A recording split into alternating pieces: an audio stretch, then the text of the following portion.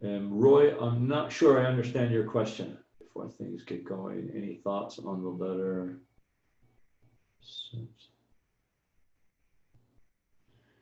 Roy and Anna, you guys can elaborate on that question. Morning, Wilfred.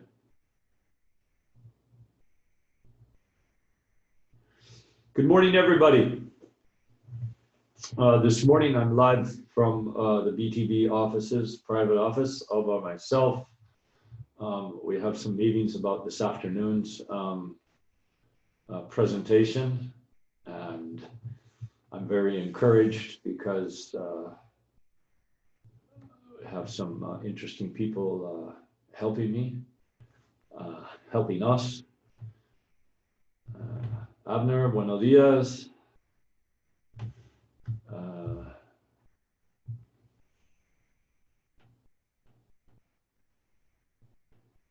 I'm trying to get through questions and comments already.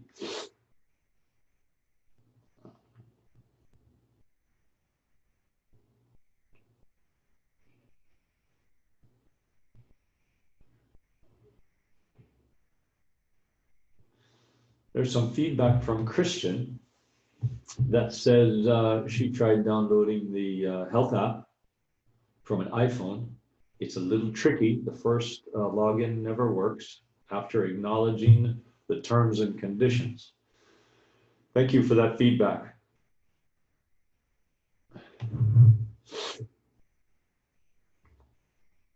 It's really good that people are giving very constructive, positive feedback and or constructive feedback. It's only going to help improve the systems and everything. Good morning, Javier.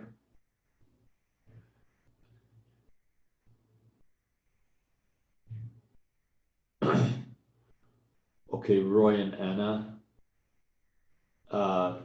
In terms of making it more comprehensive,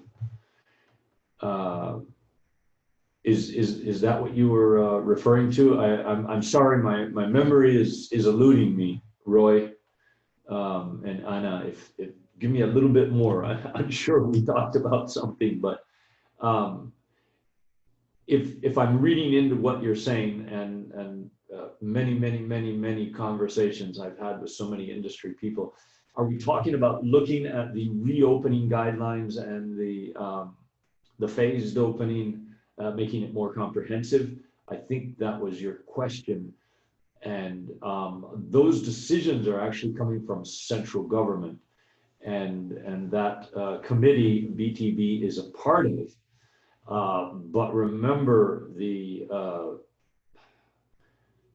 ultimate prudence and ideas are coming from the Ministry of Health, and those recommendations and guidelines. And to carry it a step further, there are many regional agencies and initiatives that are kind of cohesive and united, and a lot of these recommendations are coming from a Caribbean organization, the CARICOM, and made up in CARICOM are the different agencies: foreign affairs, tourism, public health. So CARFA is involved in that, and the phased opening is actually a regional initiative. If I'm reading into your questions and comments, Roy, and maybe we could have a private conversation, because that could detract from today. But why don't you reach out to me after? Send me a WhatsApp or on Facebook Messenger or something like that, an email, and maybe I think the conversation would be better. This weekend and next week is going to be very itinerant for me. So, but we could have a conversation. That would be great. But everybody else, a lot of people chiming in. Another problem with the health app, it doesn't work cross-platform. So if you have a setup on your account on Apple, you can't use your account on Android. Okay, so you can't log in on a different device. I'm not an IT person, but I do know the health app is attached to your IP address on that device. So I don't think you can use multiple devices once you've signed on because it tracks your movements and it's attached to an IP address. Therefore, you don't need data for that to track your movements. So just using logic, I'm not an IT person. I really don't know Christian, sorry, but that would be a logical scenario. It probably doesn't work across devices.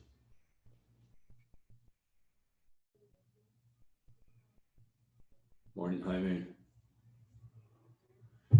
Okay, a lot of comments. Everybody is greeting everyone. We have over 400 people in the room. Some of you are saying, let's go.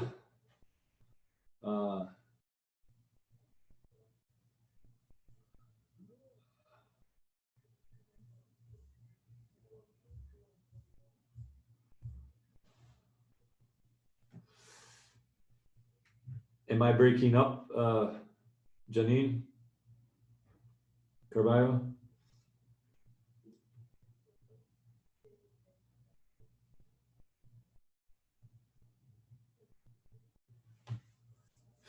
Okay.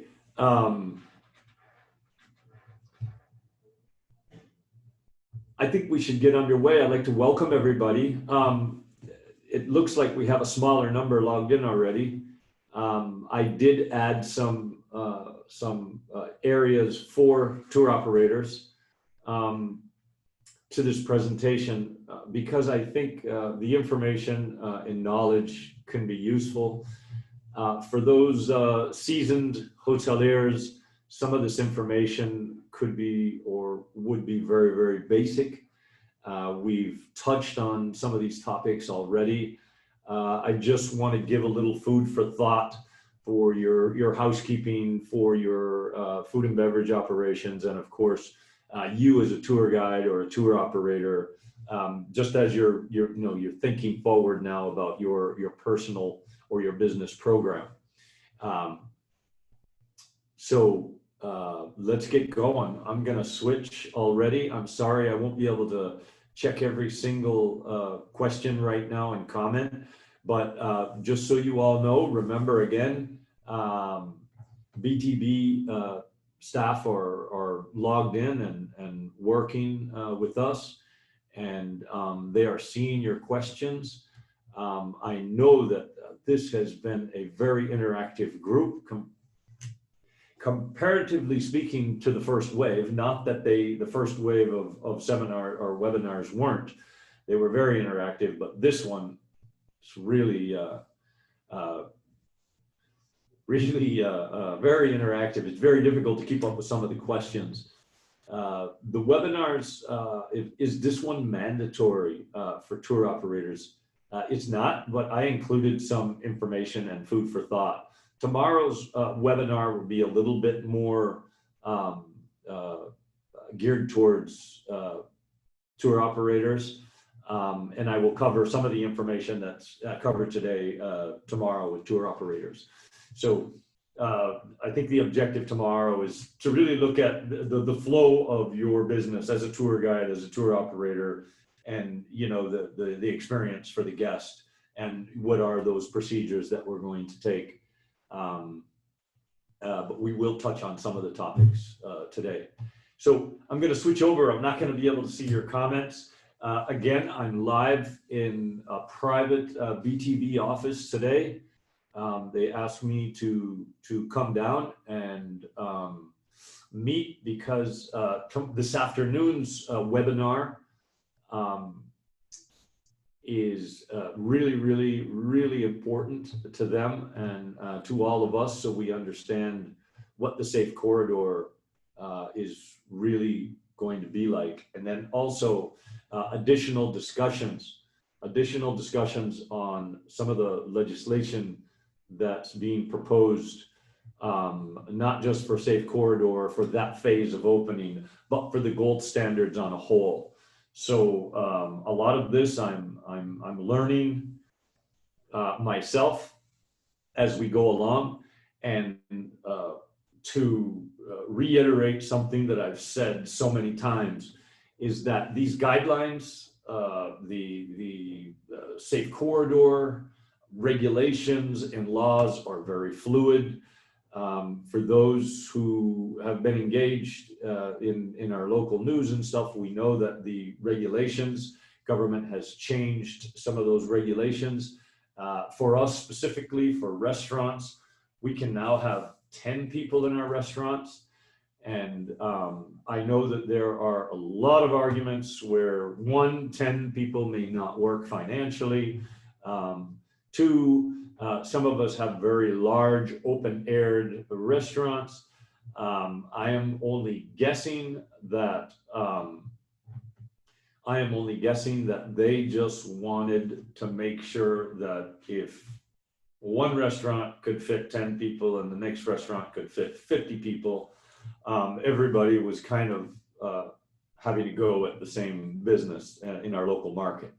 I don't know, but good morning to everybody again. I'm going to switch now, as every day, over to screen sharing. We're going to jump right into this because I can tell already that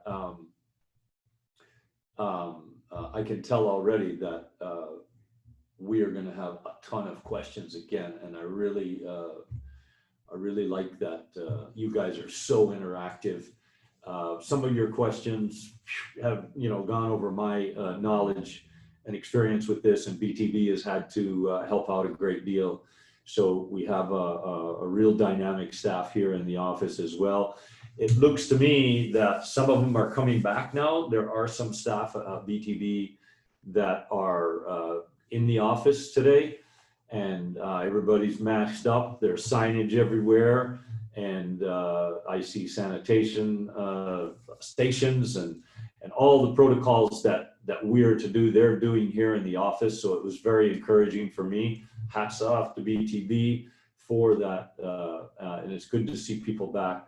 Now, if you're conducting business with BTB, renewing, adding anything to your current business portfolio here, I would highly suggest you call first or email and find out if it's something that you have to drop off, or if you could handle it by phone. They are still at a skeleton staff crew. So always call before you go into any offices, including the banks. So today, I really, even though it was not mandatory for tour operators today, I think you may learn something. If you've ever sat down with somebody who has worked in housekeeping and food and beverage for an extended period of time, they can tell you that there are technical aspects, sequential efficiency aspects of their job that we should give them a higher level of respect for. The standard and quality of their work is part of that first hospitality expression of your standards, and they're so important. And it's the same thing with tour guides and tour operators, the way you keep your equipment, the way your vehicles look, the way your boats look, and all those fine little details, the uniforms that we wear, have we groomed, are we looking the look, walking the walk, all of those things in hospitality that are so important. So we're just going to get into a few more specifics. Yesterday, I received a message in the chat group about, well, tell me how to clean a room. I'm not going to get into the nitty-gritty details. That would be a whole nother training course to actually go through and do the checklist specifically for your hotel. But there certainly is a circular methodology of cleaning a room, changing linens, Terry, dusting from the top going down. Yeah, when do you spray the bathroom, and going back into the room and then going in and cleaning after you've disinfected stuff and wiping stuff down. Yes, there is a bit of a routine. I'm going to cover that very briefly. But I think between food and beverage, housekeeping, and some of the tour operator, I'm just hopefully going to promote a little thought about your operation. And remember, all of us in the room right now, our businesses are so different or diverse from another one. I'm really going to touch on the commonalities of those standards as we move through today's presentation. Again, my name is Jim Scott. My real name is James, but everybody knows me as Jim. And I think you guys have all met me if you've been in this room already. I did get a couple private text messages and emails that we do have students in the room as well. Some of our industry professionals in the districts, Orange Walk, they've been promoting it through their secondary and vocational hospitality or tourism students. So if you're a student, I hope you learned something today. Keep in mind today's discussion are varied topics, and these are just brief things, or brief little snippets of technical information that can be added to the knowledge that we already have, especially operating in a COVID situation. So for those students as well, I've said this over and over, the guidelines and protocols are very fluid, meaning that they will change, they will evolve as we learn more, as operational standards change to keep us safer, both as industry professionals and of course for our guests, our visitors to Belize. This letter is in the gold standard document that is on the BTB website. It's a letter from our Director of Tourism, Mrs. Karen Bevins. And in this letter, she just paints the picture of the multitude of resources that have been utilized to put these guidelines together. These were not just invented from group discussions. There were actually professionals involved in putting these guidelines, which are universal around the world for the hospitality industry, and reinforced by both our regional public health, World Health Organization, and our local public health as well. So in the guidelines, there are 9 points of a checklist. The first one is appointing the gold standard manager, the representative from your business that is going to assume the responsibility for the implementation and the training and communications, technology, sanitation for this gold standards. So I'm just highlighting that first one because those positions, there needs to be someone in charge.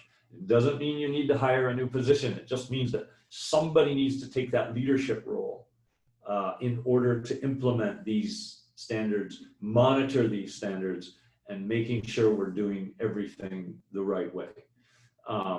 So the 9 points obviously are in the book. Today's objective and goal, the goal is to make all of us a lot more comfortable, give us that confidence, and extend that over into our associates, team members, employees, guests, associates, and business partners, right? All of our suppliers. These protocols should be extended out. And I think a lot of you have said this, and I totally agree, and I've been promoting it, but we need to make sure that these protocols extend not only from our business, but into our families, into our homes, and into our communities. And for those who have really continuously studied and monitored what's going on, it's so important to share your knowledge in your community. And I know a lot of people have, a lot of you are leaders in your community, in your sectors of tourism. So today we're going to have a better understanding of the coronavirus. I am going to do some basic information I haven't really covered. And the reason, some of you guys who are, already very knowledgeable, bear with us, have patience, because the last go round, we've really tried to get a lot of our staff who are just coming back to work to participate in today's workshop. So I'm going to cover a little of the basics with the coronavirus, and remember our goals. We want to build confidence. We all need to be very assured that if we practice these protocols and we maintain and enhance our standards of operation where these safety protocols are concerned, that we should be very comfortable and we should be very confident in dealing with possible people with the virus. And again, not just at work, but at home and in our communities, right? And if we practice these things everywhere, we should be very, very safe. Wearing that mask properly is the first thing. Understanding and monitoring the health and safety protocols, we got to keep track of it. And that means all those checklists, that means all those logs and everything that we, in some respects should have been doing already, because those are industry standards.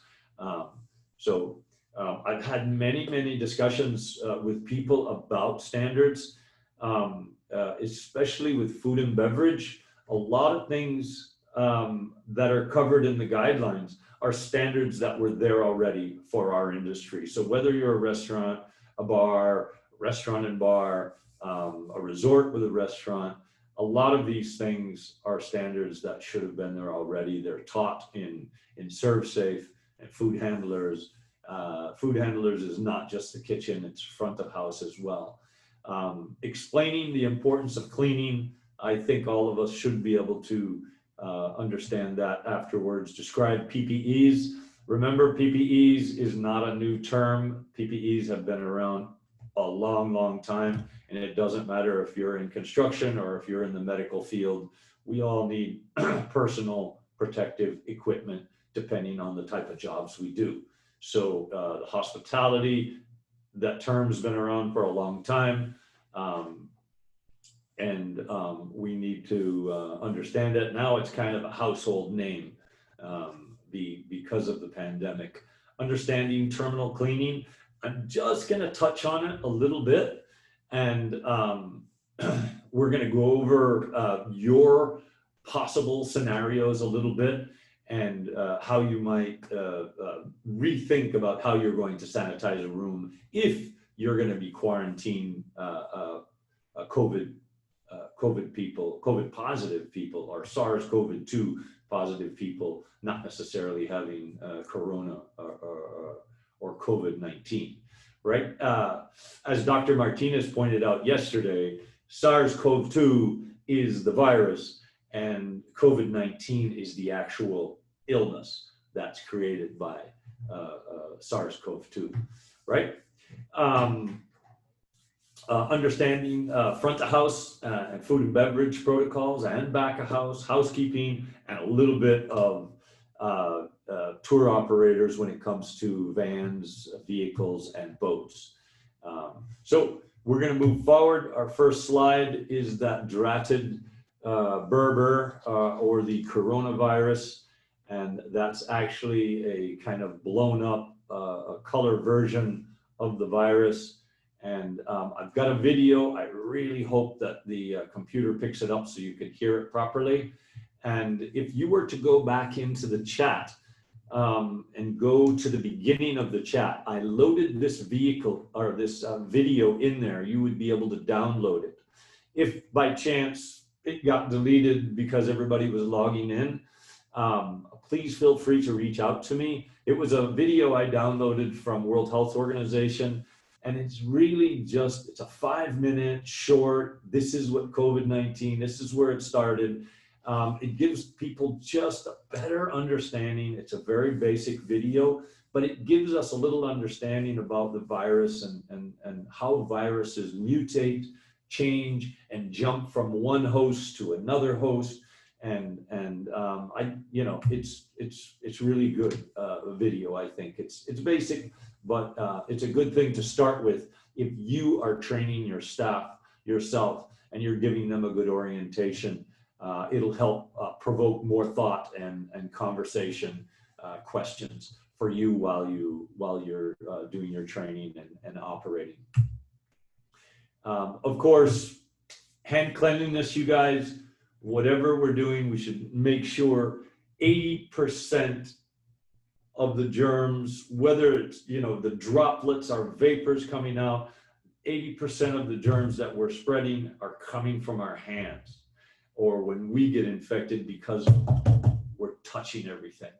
We're touching the walls, we're touching our coffee cups, we're bussing plates and all of that. We need to make sure that we wash our hands so we don't touch our mouth, our nose, our eyes, and the virus enters our body, right? So I never emphasize enough about washing our hands.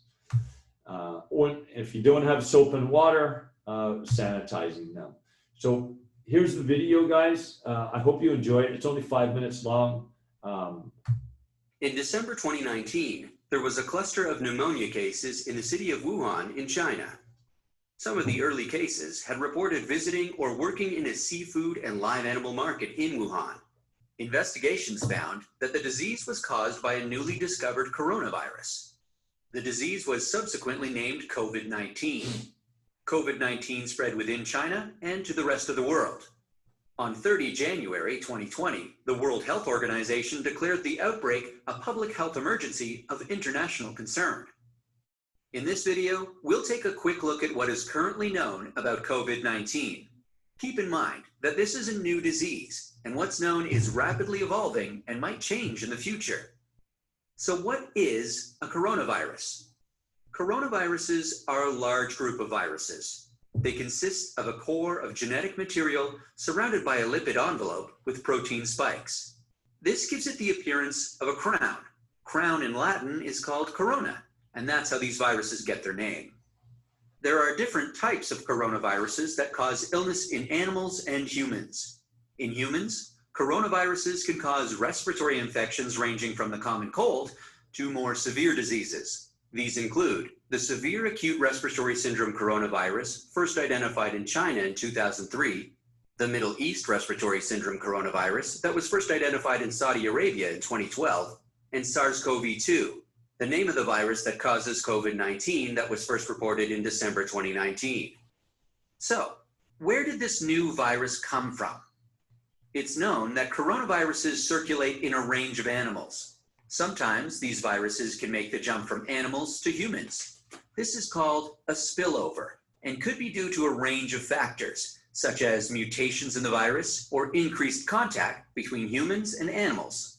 For example, MERS-CoV is known to be transmitted from camels, and SARS-CoV from civet cats.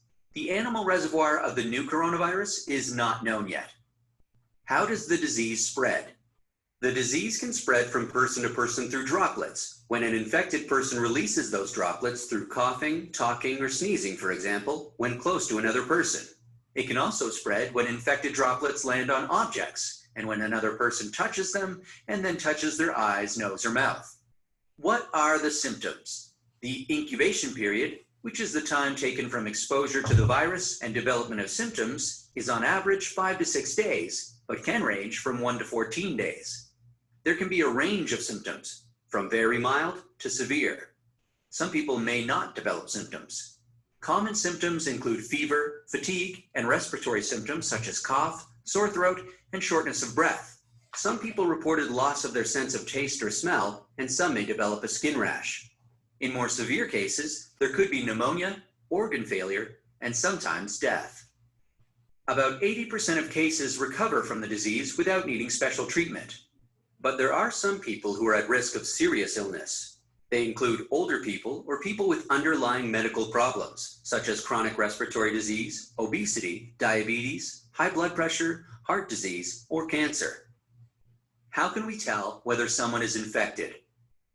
The infection is commonly diagnosed by a test called reverse transcriptase polymerase chain reaction, generally known as PCR. This test identifies the virus based on its genetic fingerprint. There's also a blood test that can check for antibodies against the virus, which may show that someone was infected in the past. How is it treated? The treatment for COVID-19 is mainly supportive care. Medicines against the virus are currently under investigation. How do we prevent transmission of the virus? There are a number of effective ways to prevent the spread of the disease. These include covering your mouth and nose when coughing or sneezing with a flexed elbow or tissue, and throwing the tissue in a closed bin immediately after use. Wash hands regularly with soap and water or an alcohol-based hand rub, maintaining at least 1 meter distance from people, and the appropriate use of masks and personal protective equipment, especially in health settings. It's important to stay home if you're feeling unwell and to call a hotline or your medical professional. But if you have a fever, cough, or difficulty breathing, seek medical care early and share your travel history or contact with someone unwell with your healthcare provider. In some areas, governments have implemented specific physical and social distancing measures to prevent the spread of the outbreak. It's important to follow their advice. Vaccines to prevent COVID-19 are currently under development, and scientists around the world are working hard to make this happen. That's a quick look at this emerging infectious disease. We're still learning about this virus every day, and what's known may change. So please, check the website below for the most up-to-date information.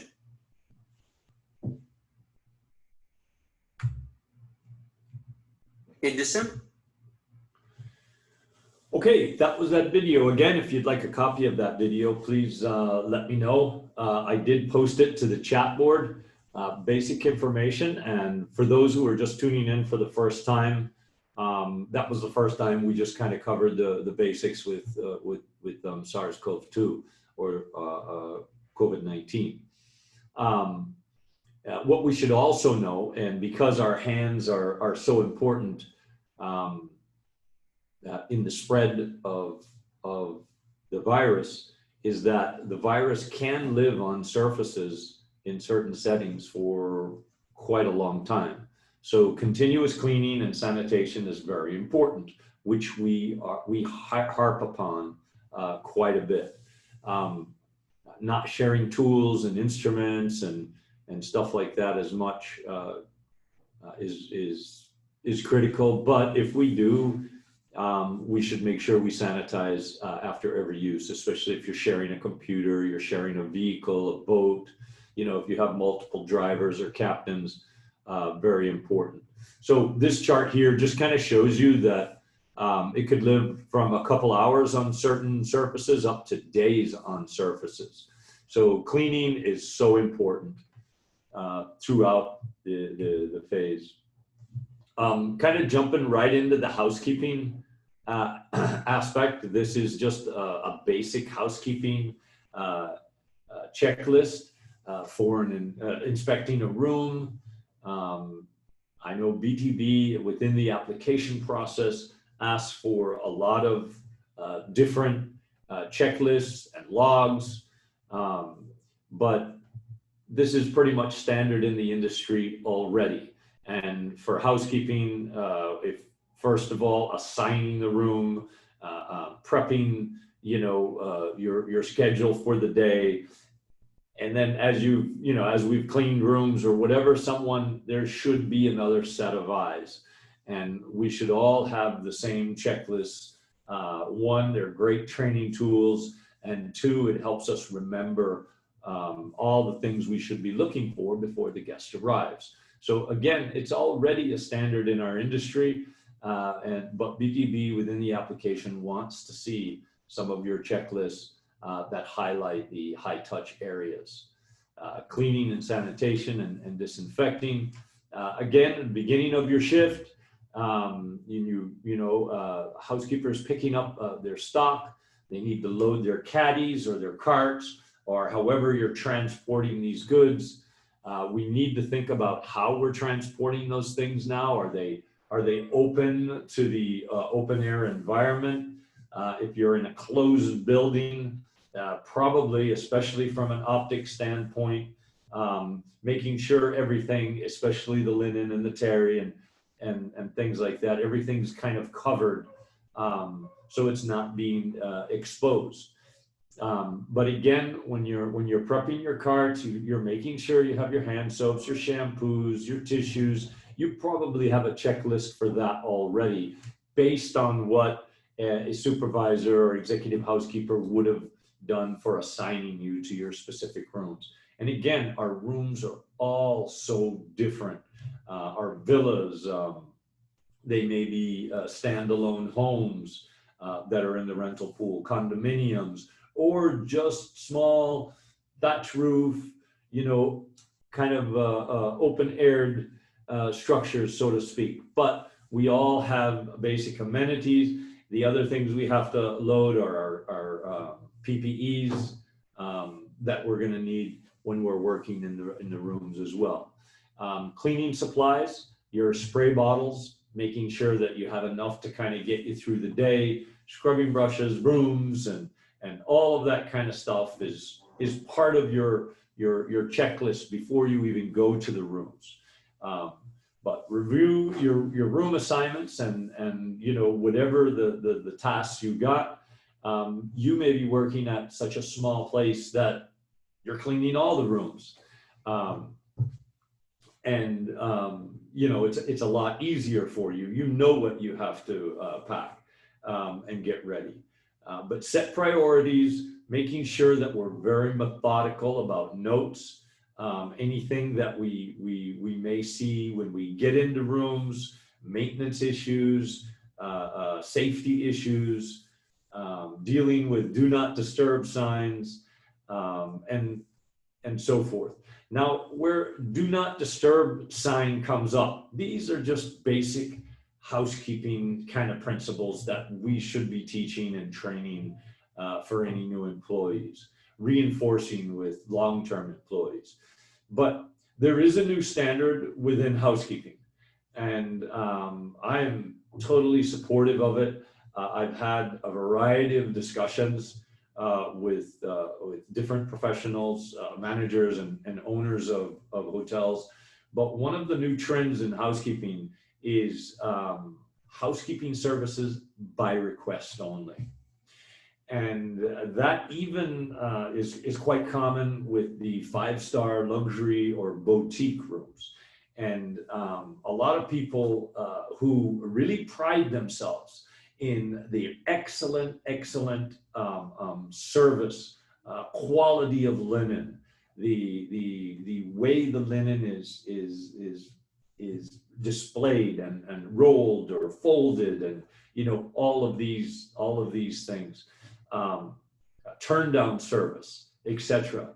There are a lot of places that do such a high quality job that it adds to that comfort and experience to our customers and our guests. And some people have kind of argued about this, but the room service, the housekeeping service nowadays for a lot of people is by demand only, or by request only. And I am a huge advocate of that. The important thing, again, is the message, reinforcing that message for the customer so they're not expecting the housekeeping. As a traveler for many, many years, and being a semi-tidy guy, I have always been the kind of person that puts the do not disturb sign on the door. One, I'm very sympathetic to the housekeeper that has to clean my room, and my room is not really dirty. I hang my towels up, I do all of those things. And two, I really don't need anyone in my room, and I don't want anyone in my room. I think you should be rethinking your services. When we go into a room, we add an element of risk, and not just to them, but to us. And you know, it's just a thought, and there are a lot of industry people who are doing it. You may very well get the guest who says, I want housekeeping every day. I want new linen every day. And you've got to deliver the goods. You know, if they want their sheets changed every day, we've got to do that. The second aspect of that, in terms of our traditional methodology of cleaning, is the fact that some people may want, you know, their things every single day, but they should communicate that with you. But when we do go to a room and clean, it is industry standard that the guest should never be in the room when we clean the room.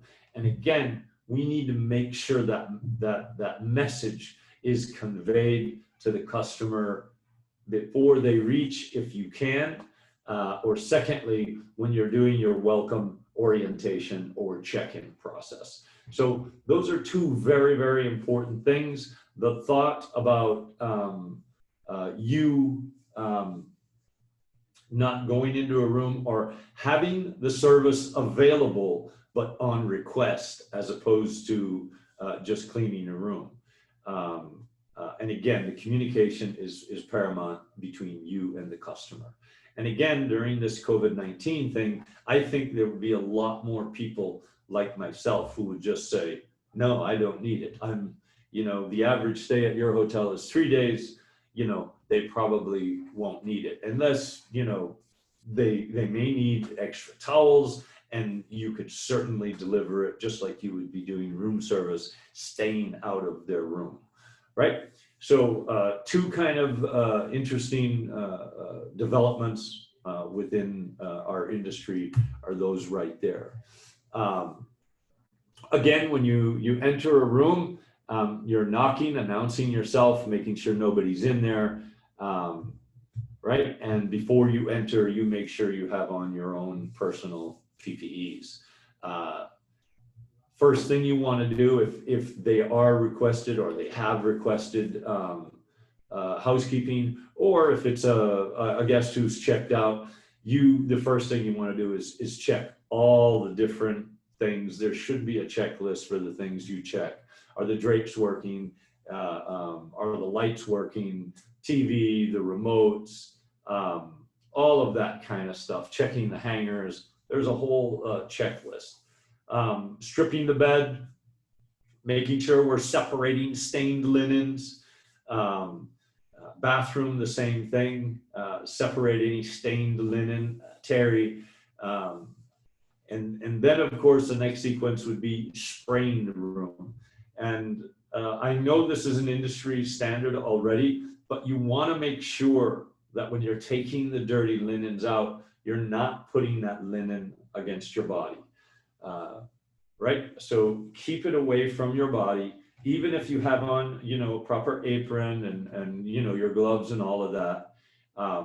But you know, there are body fluids on there, and you just want to make sure you stay safe. And again, these are industry standards before COVID-19, just re-emphasize, and hopefully all of us will make sure we're following these protocols. Obviously taking the trash out and sanitizing the canisters or trash cans. But going back to the bathroom, you want to go in the bathroom and give it a good spray down, even though you've not cleaned. Then you go back into the main room. Why do you do that? It was kind of like that discussion we were having yesterday about time, and just having the disinfectant on the high touch areas for a little while and it's sitting.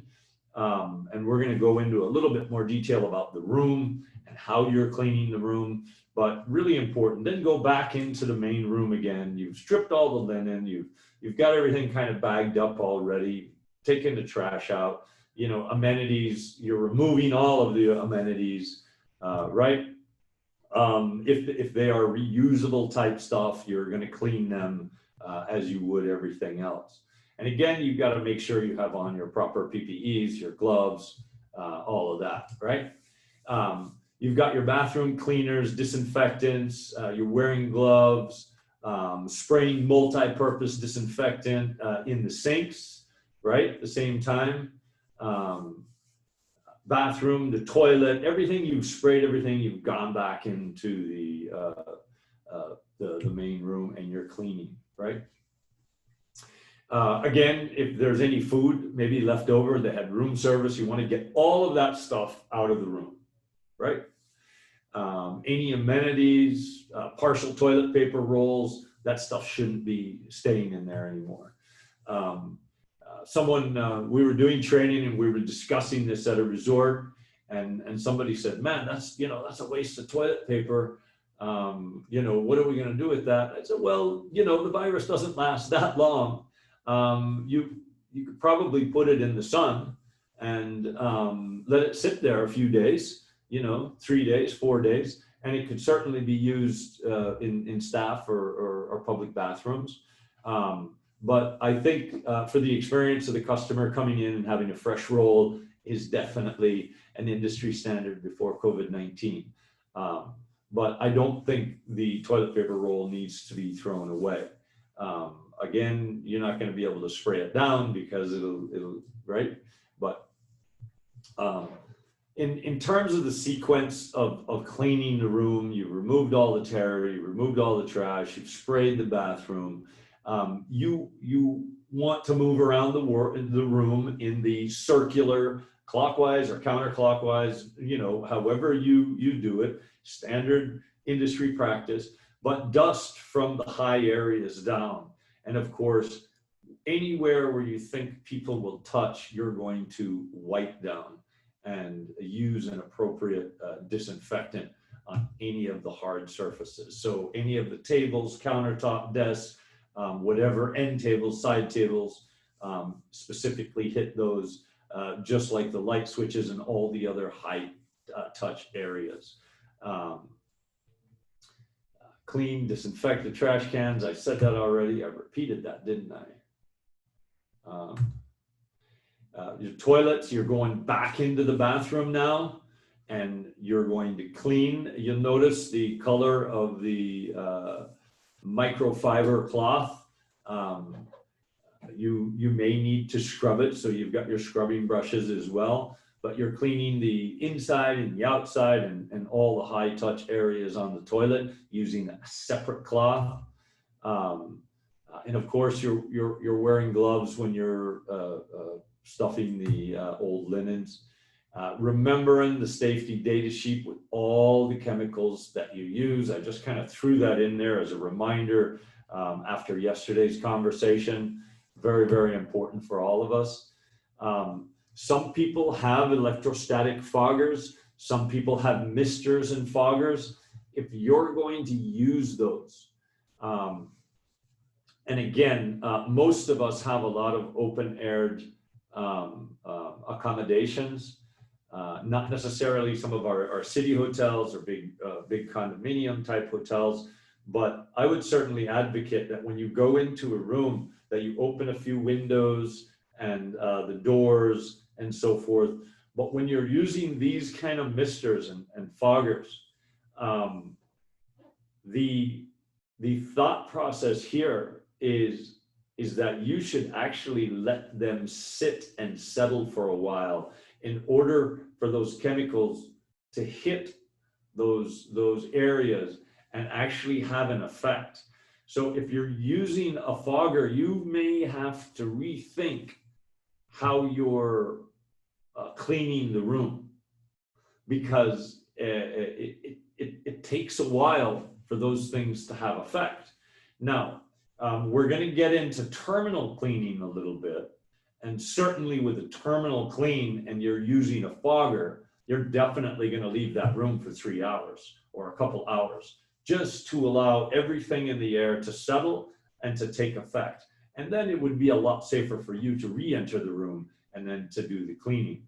But even for regular fogging and misting, take a look at the chemical that you're using, the proper application. If a fogger will work for those chemicals. There's a lot of things you need to do. Now, if you're buying your chemicals, disinfectants, and it comes with that type of applicator, make sure you're reading the directions on how long you should allow that to sit and kind of linger in the air before you go back in and finish your cleaning routine, right? So very, very important.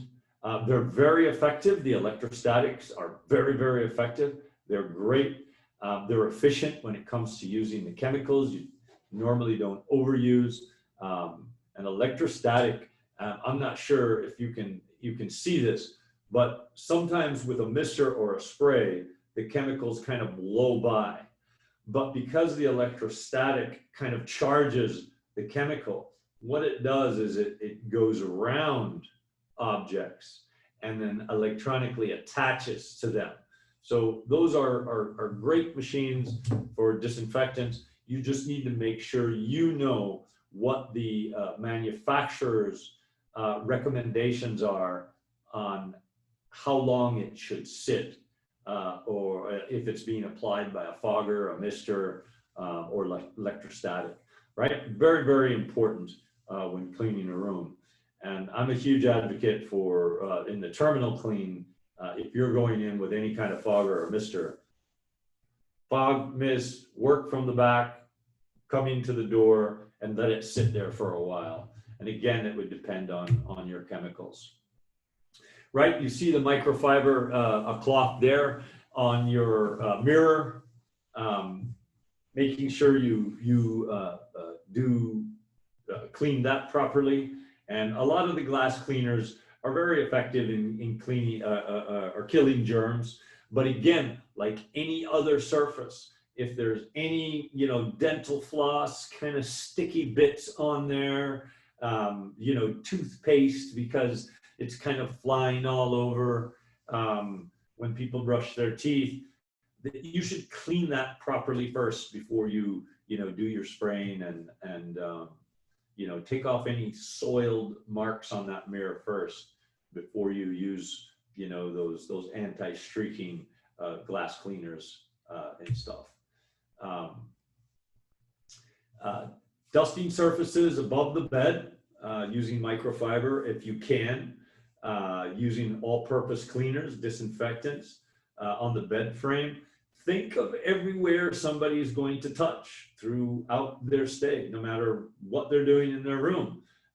They could be touching the bed head. And a lot of the chemicals, as we learned yesterday from Dr. Martinez, are good on porous surfaces and material and stuff.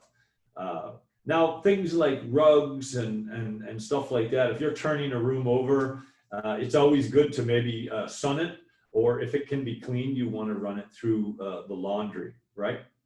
But make sure, again, you focus on all those high touch areas, luggage racks, light switches, shade, pull strings and rods, all that kind of stuff, hangers, all the handles on the all the hangers, handles on refrigerators and stuff like that. If you're a hotel with a villa and it's fully equipped, a villa or a house, and it's fully equipped with flatware and cutlery, I highly recommend that you clean everything in the drawers.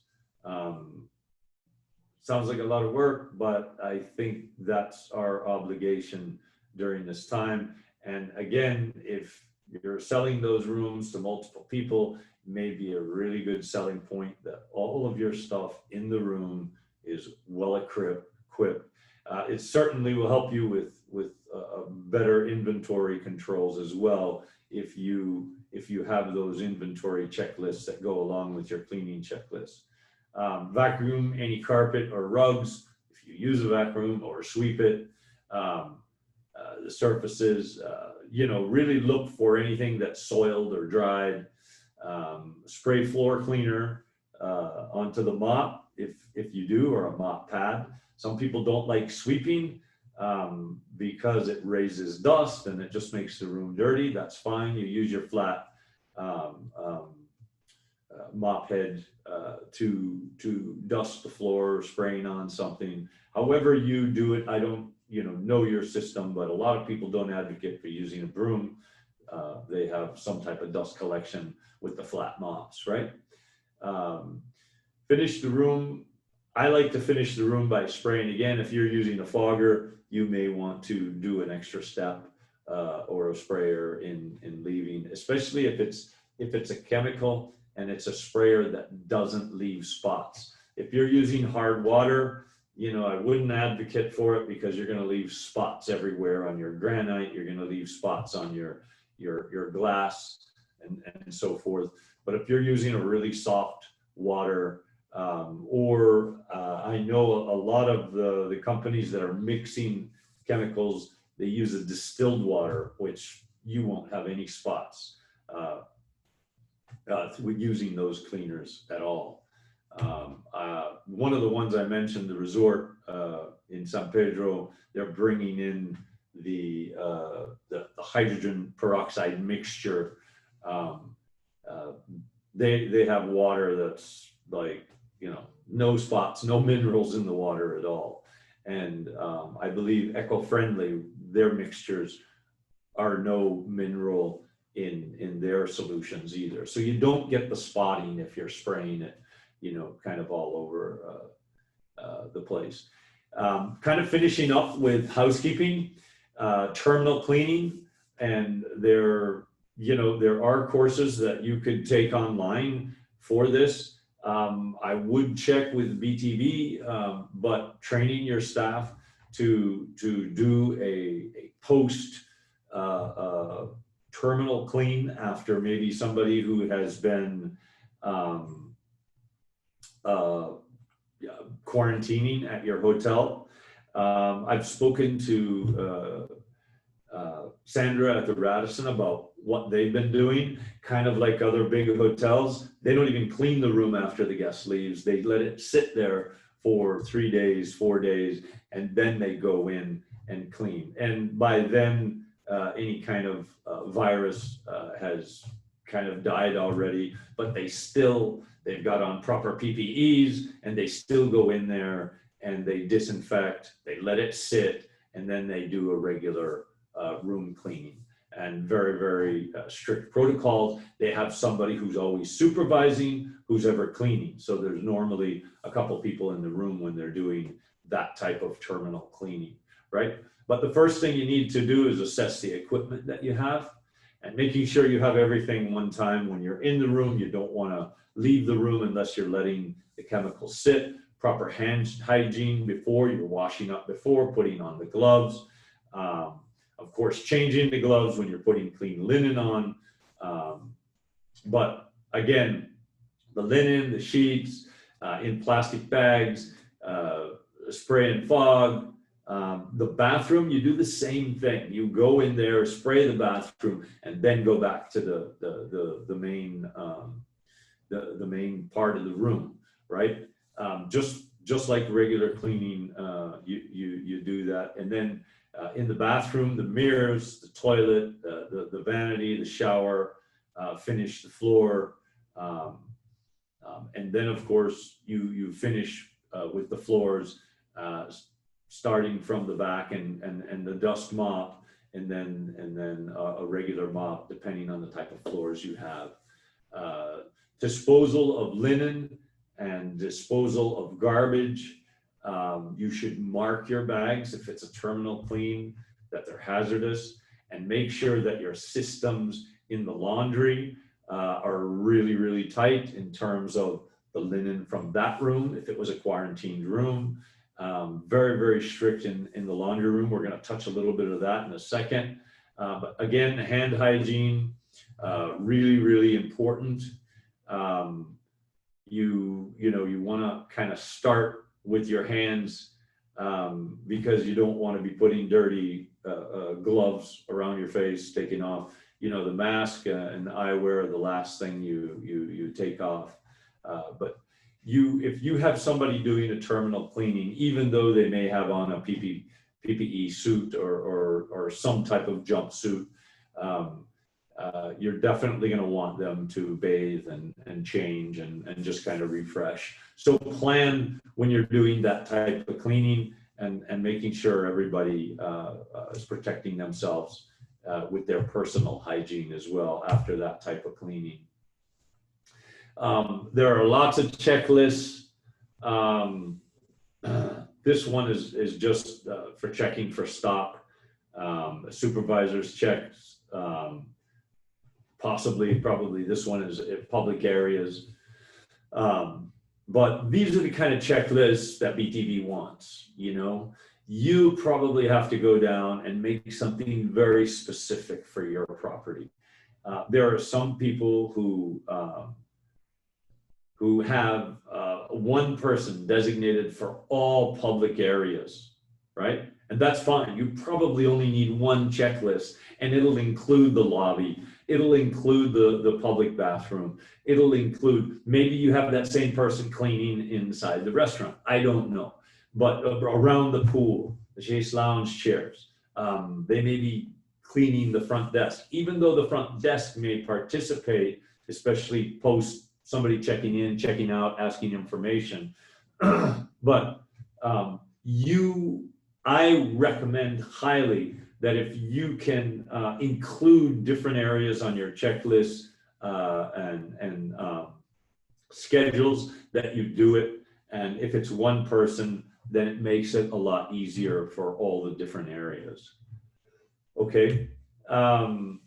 Laundry, again, using gloves, gowns, making sure there's a barrier between their personal clothes or uniform and the actual dirty stuff. Really, really important, right? Collect dirty towels and other terry, roll them in a ball. However you do it, just remember wherever you're putting these dirty linens, that they are also contaminating those surfaces. So if you've got a surface for dirty linens and it's the same surface for your clean linens, that wasn't even, that was a no-no before COVID-19, but even more so now. Some people throw them on the floor, some of them have a hamper. But if you're a small operation and you just have a plastic tub, make sure your plastic tubs are color coded, different colors for dirty linen and stuff you may be taking out of the dryer or hanging up outside. Just be very conscious of, just like in our kitchen and just like our cleaning rag, that we're color coding as much as we can, so we can remember that we're not contaminating everything with our dirty linens, right? Anything that may be stained, you're obviously going to have soaking tubs for that. Make sure all of that is separated. And if you've trained your housekeepers properly, when they're actually bagging those things in the room, they've marked those bags that these things are not just soiled, but they have stains. So maybe it's a duvet that needs to be soaked, scrubbed, whatever. Making sure that those are marked. So when it reaches the laundry, people don't have to call, and we're alerting them of risks that may be there, certain body fluids on the sheets and so forth. But it should be handled and communicated properly, and labeling your dirty linen bags are really, really important. Some people pre-soak, and the pre-soak has disinfectant. I think, especially with body fluids, it's very important to do that. It does help a great deal. Avoid leaning into the cart. I know it's hard sometimes, but you may have some little, grab, what do you call it? Kiss, grab linens out of a deep tub. Just to prevent that direct contact. Remember, the tub could be dirty, right? So again, you want to alert people. There was a hotel that I was doing some work with, really, really, really nice people. They're on a little island, and they send their linen daily to another island to be cleaned. And the housekeepers can't directly communicate with the people who are doing the laundry. So it's so important for them to mark everything in advance, to give a little warning if you know, there are blood or, you know, other body fluids on the linen, right? We have to make sure, especially our washers, that we are disinfecting the equipment at the end of the day as well. Our carts and tables, I talked about that a little bit. Reusing bags, you know, and having reusable laundry bags that can be washed, really, really important. You may think about that. But avoid direct contact with our skin and with, you know, with that dirty linen. Important. You want to fill the washer before you throw the towels in. And then, you know, with sheets, you probably want to leave a little extra in there, especially if it's weight measured for your laundry material, right? At the bottom here, hygienically clean the linens are defined as free of pathogens. So make sure you check your detergents and how you are cleaning. Make sure that you know the heat in which your linens are being cleaned or should be cleaned. Obviously, hot water is good, but you know, one, it's a lot of energy, and two, it may not be recommended for that specific type of linen. And then, you know, same with the dryers. Again, special touch points are those laundry carts, the bags, housekeeping carts, folding tables, shelves, and so forth. Really, really important. This young lady is kind of leaning against the cart, but not really into the cart. She has the cart right next to the washer as she's loading, but she also has glasses on as well. We're going to move right into the dining room. What is so different about our dining experience now, or our dining service, that you really have to think about? I think there are quite a few things. One of the first recommendations is that the condiments that we would normally put on a table are being removed. They're being placed in an area that's away from other guests, and they've been sanitized already. So part of the service is that you would outfit the table based on what the customer might want. Now, it doesn't mean you can't have flowers on the table. It just means that you probably want to take them over. Let them know that, hey, everything has been sanitized. I know people like to touch up flowers and stuff like that. But you may have a hand sanitizer that you take them to, that you take to the table. And of course, show them, making sure that we direct them where the washrooms are. And if you have an extra sink that they can wash up, or of course, having that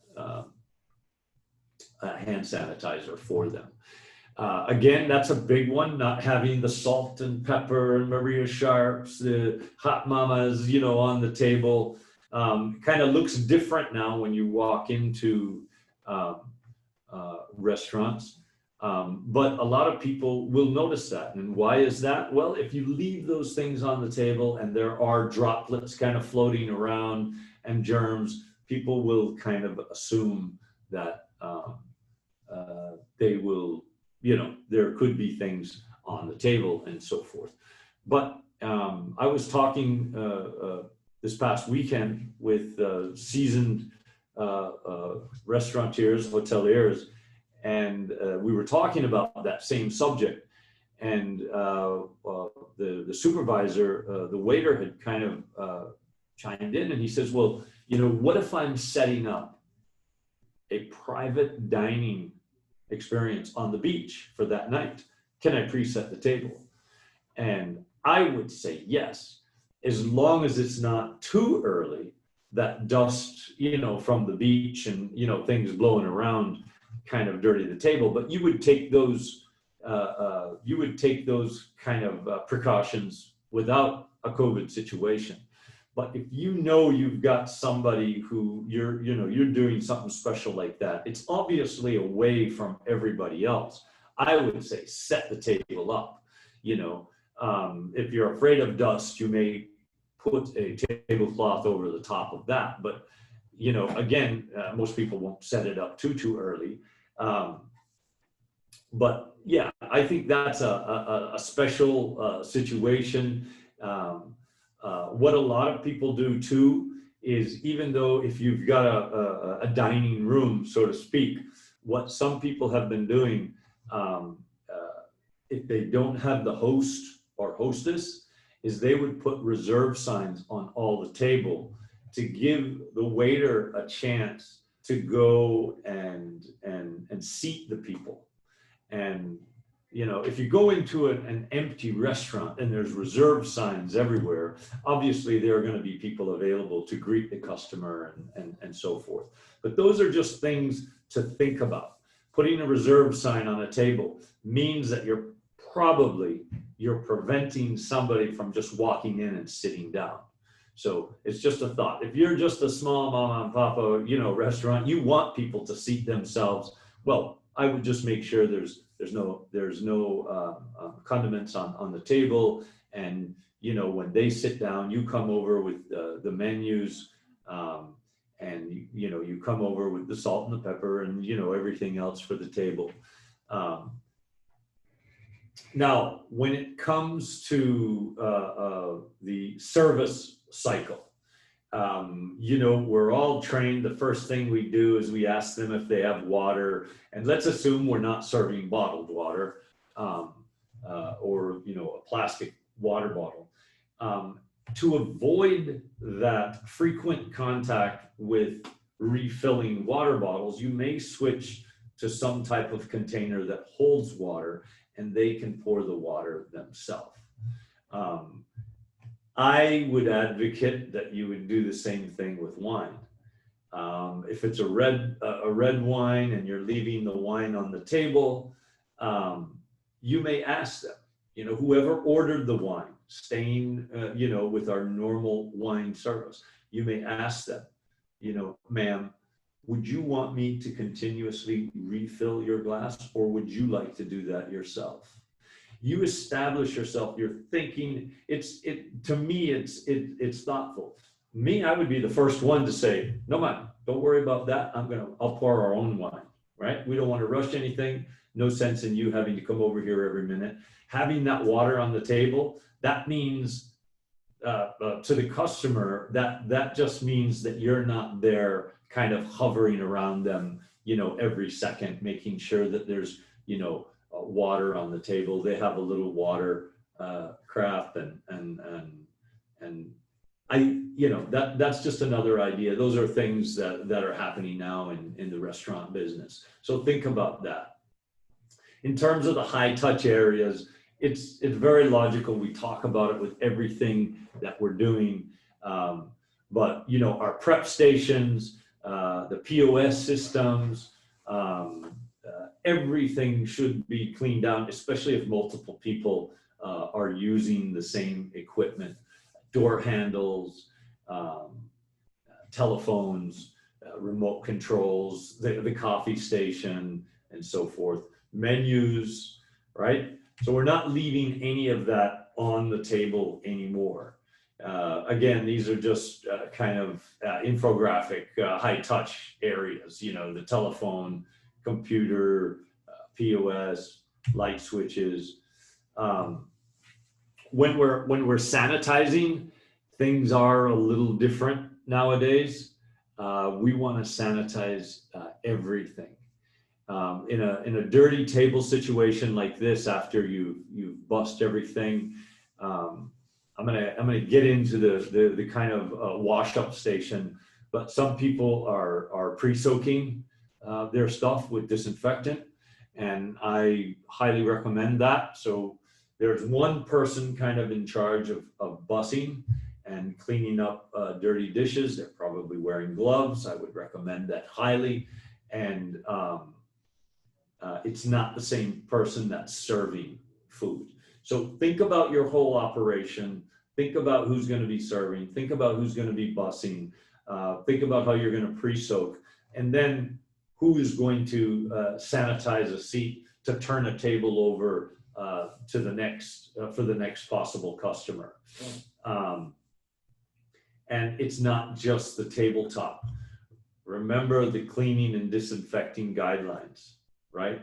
Clean all the soiled material off of the table first, off of the chairs, off of the benches, the seat back, all of those kind of things, armrests. When I'm doing in-person training, you know, I was always one of those, hi Sandra, I was always one of those kids who touched underneath the table, you know, and disgusting habit when I was a kid, you touch the gum that's under the table. Now in our business, there should never be gum under a table because whoever cleans that table should be cleaning under there because it is considered a high touch area. And if it's not for a disgusting habit like mine or whatever, there's always kids who are going to touch under the table. So it's really good that you clean underneath.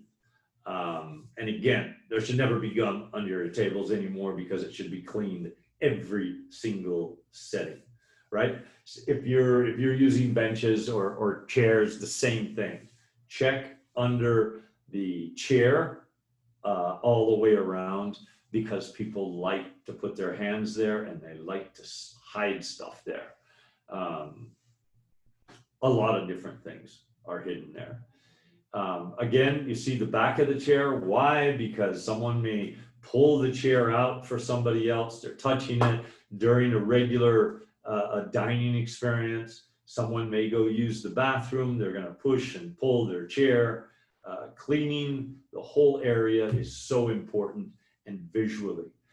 Again, going back into the kitchen now with dirty linen, even though you should be using a 3 tub sink, which has your detergent, that has your rinse, and then has your disinfecting tub, you may want to have a pre-soak.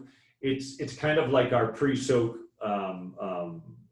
silverware tubs, but it's for your plates and everywhere, you know, all of that kind of stuff. Just a nice little sanitizer.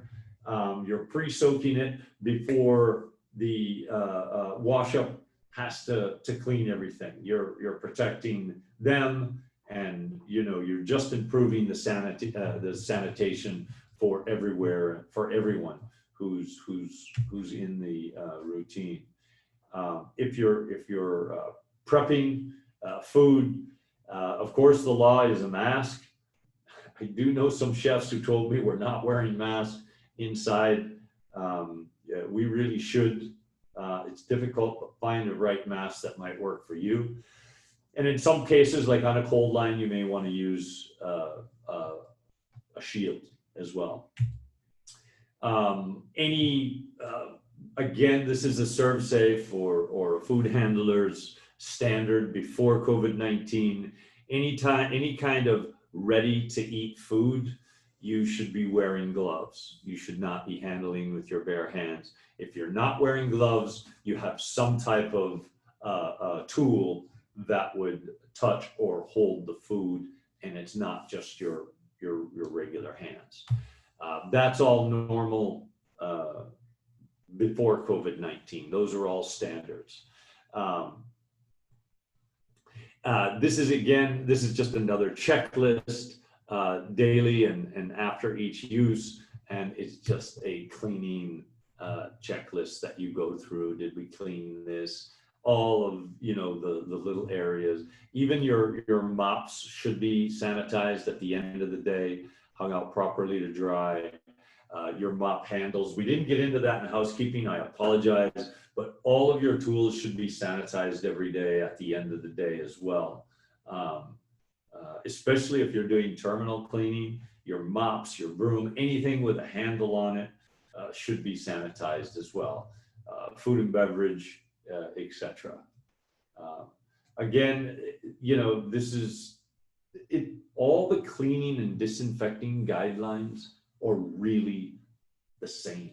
It's making sure we clean, whether we're using some type of detergent or whether we're using an all-purpose cleaner, but you clean first, take off everything that's soiled, and then disinfecting and making sure that we use the disinfectant appropriately with time, application, applicators, all of that.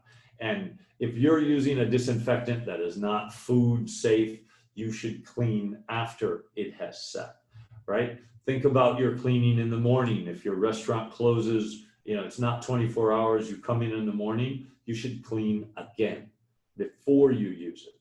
You don't know what's been running around or what has settled from the air during the night. Perform training to reinforce the cleaning. Now's the time. Training is one of the 9 checklists, making sure that we're reiterating this. And even if these are industry standards before COVID-19 and you just weren't doing it, what a great opportunity to really take the standards of your operation to another level. Whether you're just a restaurateur or you're with a resort or whatever, think about these standards and the things you know about food safety and so forth, and implement these standards into your operation. It's going to take all of us in our industry to a new level of standard. And as you know, God willing, we evolve out of this COVID-19. As we evolve out of it, we don't have to wear masks all the time. You know, we may have established a new standard for our industry throughout the country. And I think those could be some really positive aspects of us having to rethink, relearn about, you know, dealing with operations that we're doing here. If you see a BOH, that stands for back of house, right? And the back of house areas, remember, it's not just the kitchen and the food and beverage area. Some people, when we're talking about back of house, we mean the kitchen, right? And the offices back there and so forth. The back of house is the staff dining room. It's the maintenance area. It's the laundry. It's the offices. It's really everywhere. And we have to think about the hygiene right now for all those areas the same. Here's another checklist. I did this one because I wanted you to see that I kind of shrank the log. This is a cleaning log for, I think this is for boats. I don't remember. Yeah, it's for boats. High touch areas. I put the high touch areas at the bottom of the log because you get your checklist and you get your log. If you're a small operation, you know, you're only gonna need so many of these. Now, I shrunk the rows just so you could see that there are high touch check areas there. But the log, you know, you may have one log that lasts you a month, who knows? So, and you've always got your checklist on there for, you know, for your boat, you know, the gunnels, life jackets, the railings, you know, the seats, the center console, the cap, you know, the bimini straps, you know, all of those kind of things. People are touching the whole time, you know, they're on your boat or in your van, whatever. For vehicles, and we've kind of evolved food and beverage and housekeeping in vehicles. If you're a tour operator that has multiple drivers in your vehicles, these are kind of some of the high touch areas. And of course, that extends right to the back. You've got the, what do you call them? The seat belts, any of the handles. If you look up in the right-hand corner of your screen, you've got kind of the security handles up there. you know, any type of air conditioning controls that you normally touch. They're all high touch areas. This vehicle here has a barrier between the driver and the back seat. And I've noticed all the taxis at the Radisson now have these. And they applied through that Ashcroft COVID relief fund.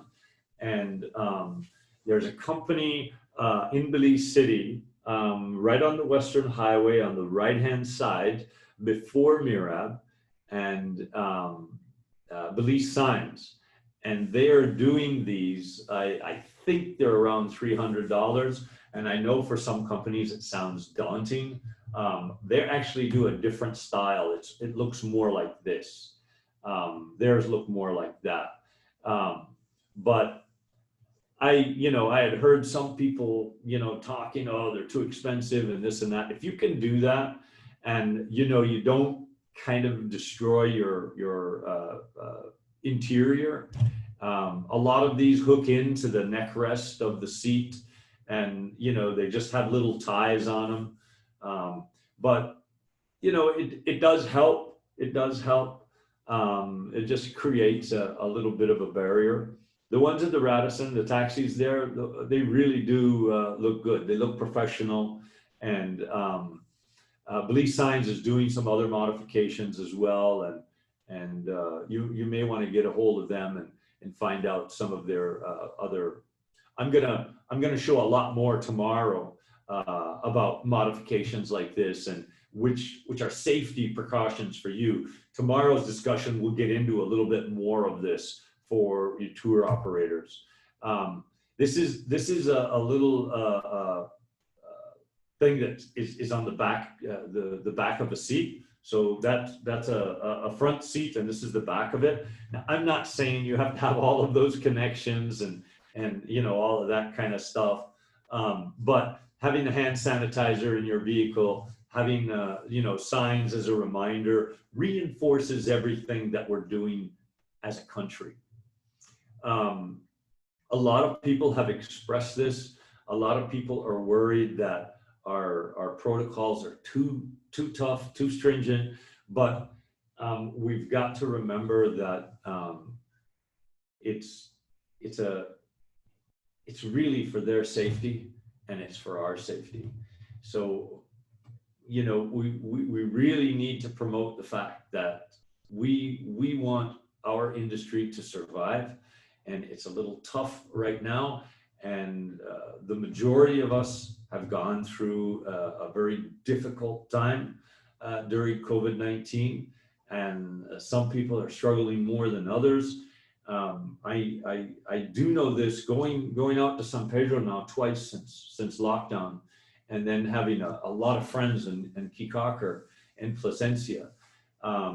A lot of the rest of the country don't realize how tough it's been for us as hospitality professionals, and they just don't get it. You go around Belize City and Belmopan, and it's kind of business as usual. And if you're listening to the talk shows, and if you're reading the news and stuff, last night on the news,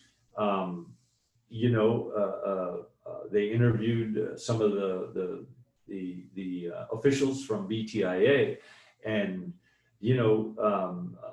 it's really difficult out there. We really need to kickstart our tourism product, and I think if people come here and they think our protocols are too tough, we want to make sure it's sustainable. We want to make sure that we're successful when we start up and that we stay healthy. And I think one thing about our government has done is really from the beginning, it really take very prudent, sometimes strict measures. And even though the culture for a visitor may be very different than ours, they have to understand that they are in a different country, and of course our resources are very different. Our ability to deal with sick people are very different, and we want to make sure that our industry is able to survive this and to be able to recover in a very successful, methodical, scientific way. So having things like this are all a part of it. For those of you who have ever used Uber and you're following what they're doing, their protocols are very, very strict right now for Uber driver, for the protection of the Uber driver and for the protection of the passenger. So these are just some ideas. Again, you can find so many good ideas on Pinterest. You could, doing a Google search, whatever. But having things like this in there, maybe a little display as to what your cleaning routine is for the vehicle, may also add a little bit more confidence to the individual. And again, for those who are kind of questioning it, you just reinforce the idea that, their health and their safety is a huge concern for us. And of course, our safety is a huge concern. This is the international airport. If you've ever been there, you see some of you guys who are in this webinar right now are right there front and center. I think I know most of you guys right there. But it's going to be a different look when we open up on October 1st.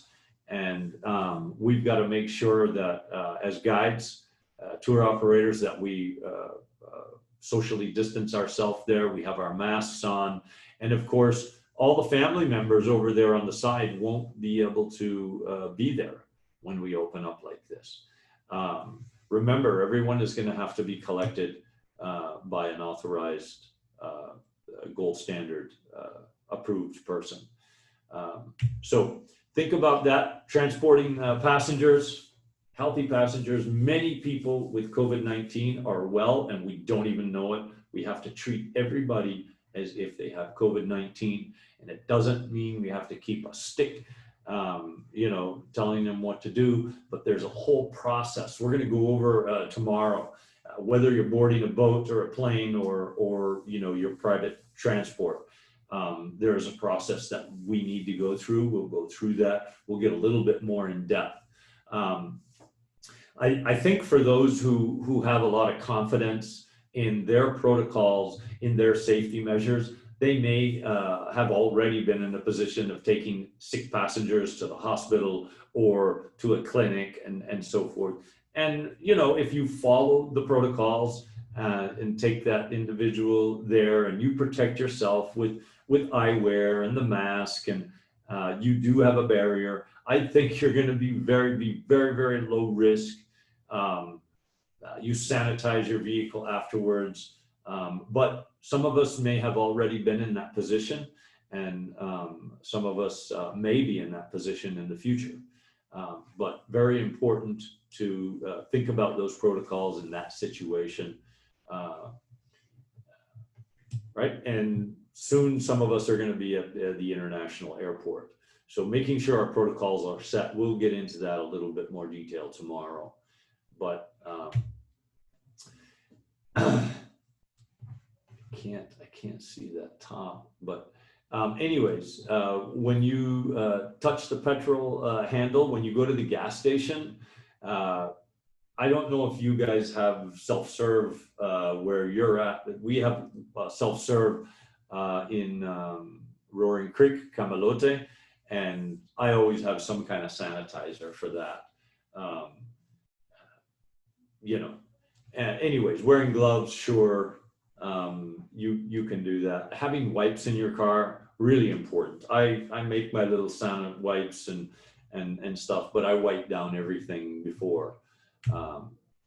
High touch areas, the dining room, I know I touched on this already. This is in the gold standard guidelines, this screen here or this image. And again, the hostess stand, the telephones, the touch screens in your dining rooms, front of house, in the kitchen, all your equipment. Remember, the coffee maker. Think about how many people touch the coffee maker. But you have freezers, you have coolers, you have food processors, you have blenders, You have so much equipment that's used all the time. Think about how the equipment is used, who is touching it. Maybe you designate one person, you know, if you can, especially during rush periods.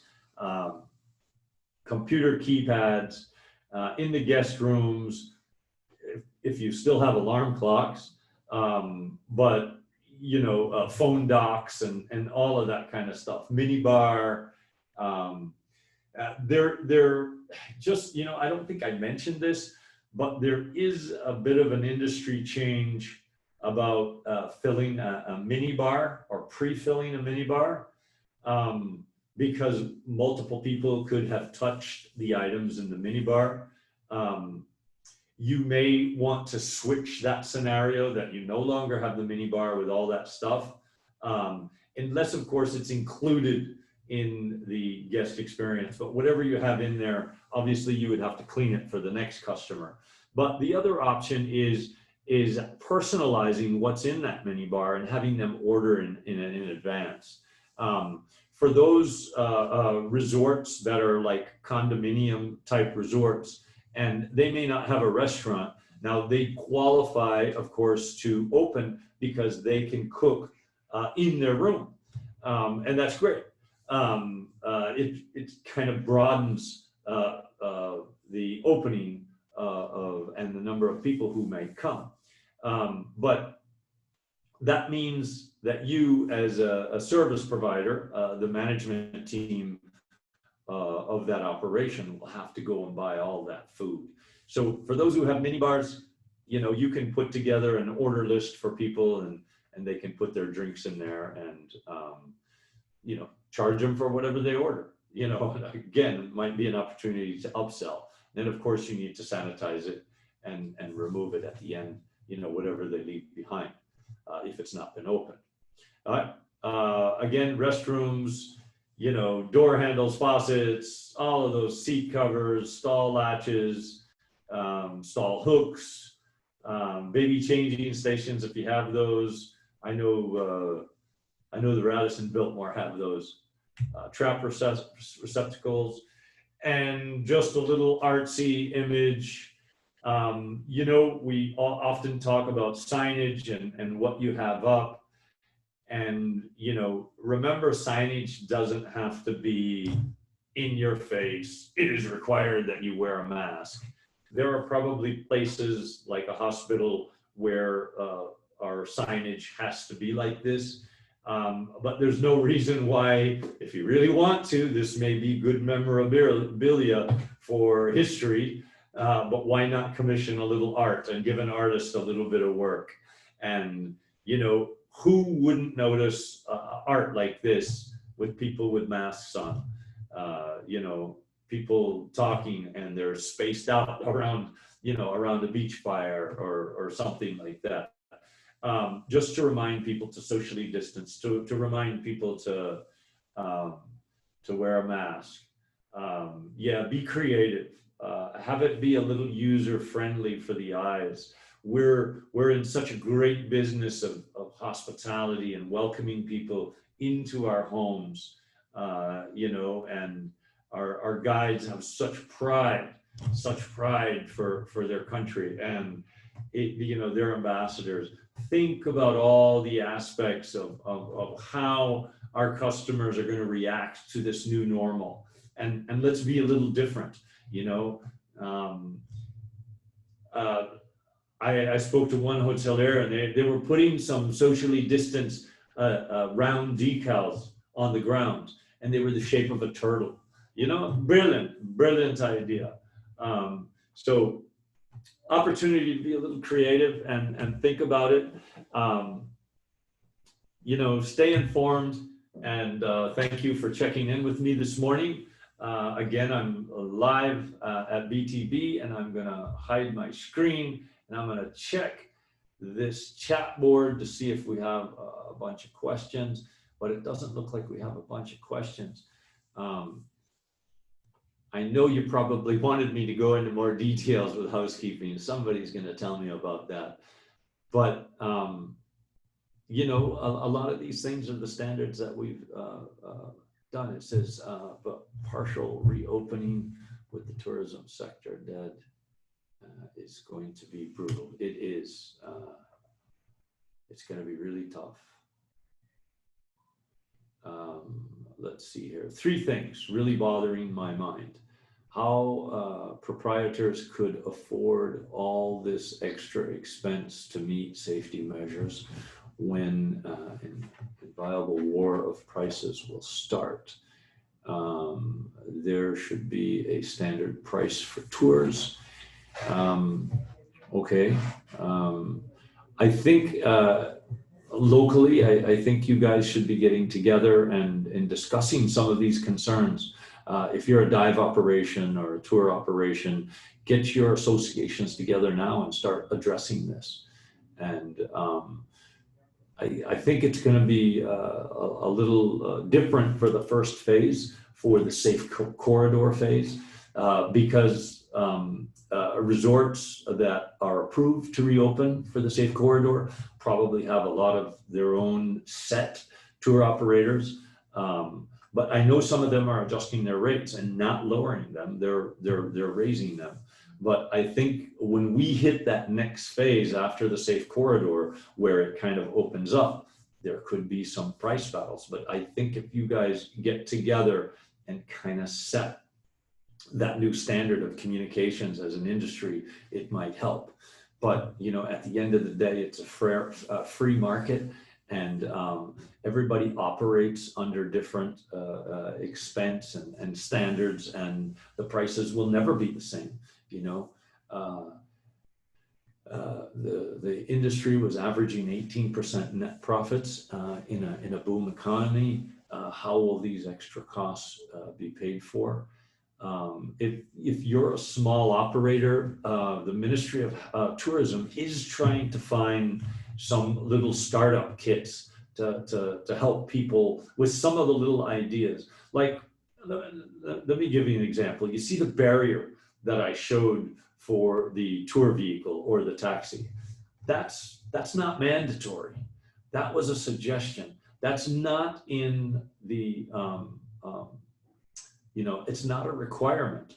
It's just, I added that. You know, BTB didn't ask me to add that. I added it because those are things that people are doing. The funding programs, you know, I only heard about it because I go there, and obviously I used to work there, and a lot of friends are still there. But you know, I was so happy to see that they did it and that they were able to access the funding through that COVID plan. And I think I spoke a little bit about the DFC loans, and there was a grant that was done, a grant program that was done. And the monies that they were giving out, and I've heard small businesses access those, was up to $1,500.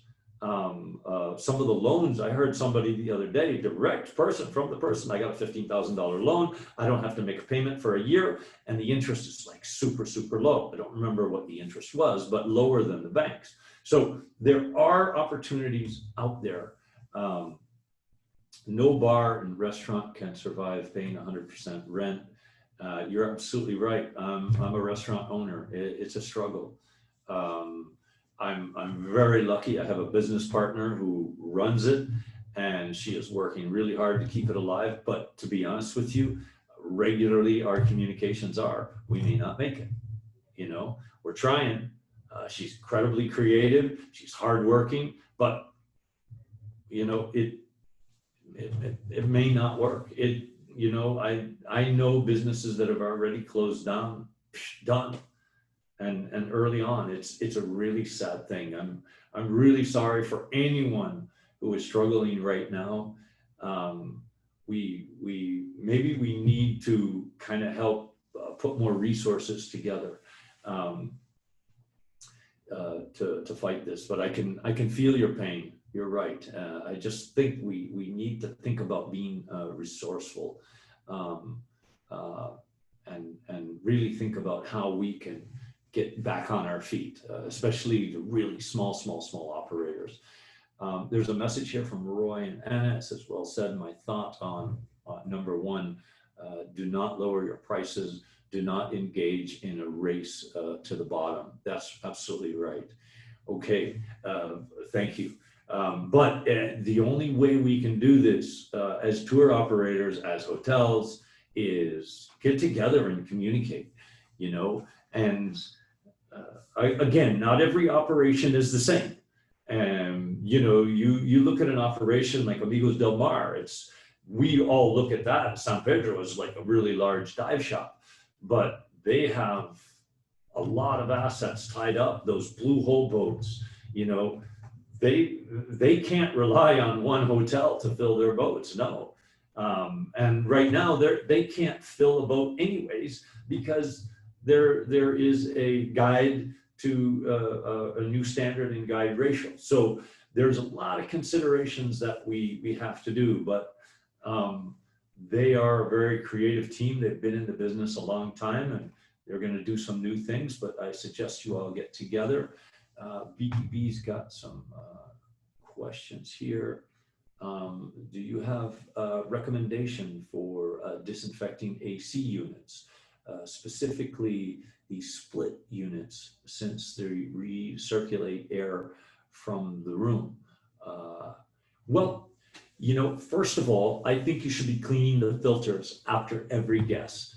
So if you've got a checkout, that should be a part of your normal routine now, is cleaning the filters. Now, normally the filters are connected to your condensing unit. I am not a HVAC specialist. Just throughout my years as a hotelier, somebody who suffers with allergies, if I walk into your office or if I walk into your room and there's an AC going and my eyes start watering and burning, and then I start getting that nasal congestion and a runny nose, I can tell you, my barometer, you need to clean your AC, right? But in this day and age, if you speak to some of our AC specialists, Refratech and what's the place on the Northern Highway? I'm so sorry. Something Brothers. Oh man, she's gonna kill me if she hears that I said this. I forget, but our AC specialists, they'll have something that you could probably spray on your condensing unit fins. That would help take off any type of pathogens before you next use it. I'm sure there are things that you could use on your ACs. Juan Saki said, anybody knows where I can purchase electrostatic sprayer? There is somebody in Belmopan, and I think eco-friendly, and electrostatic sprayers. Who else? If I tell you what, you know, I don't have it on the top of my head.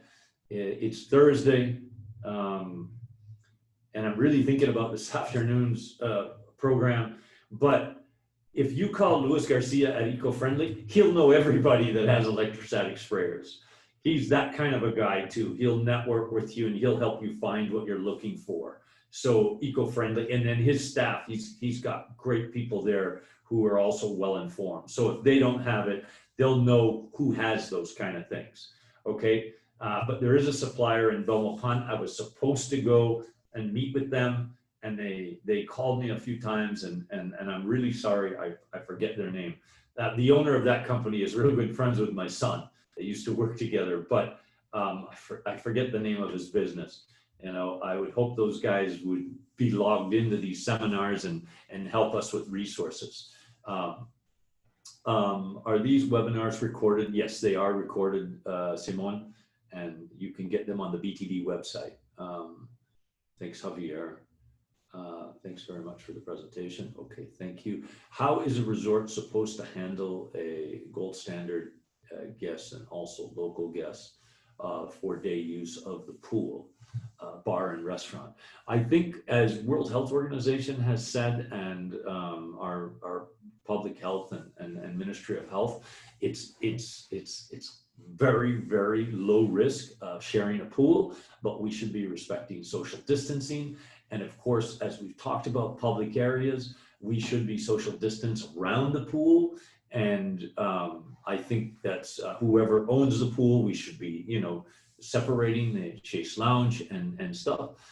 If there's food service by the pool, we should be using the same protocols that we would use in the restaurant.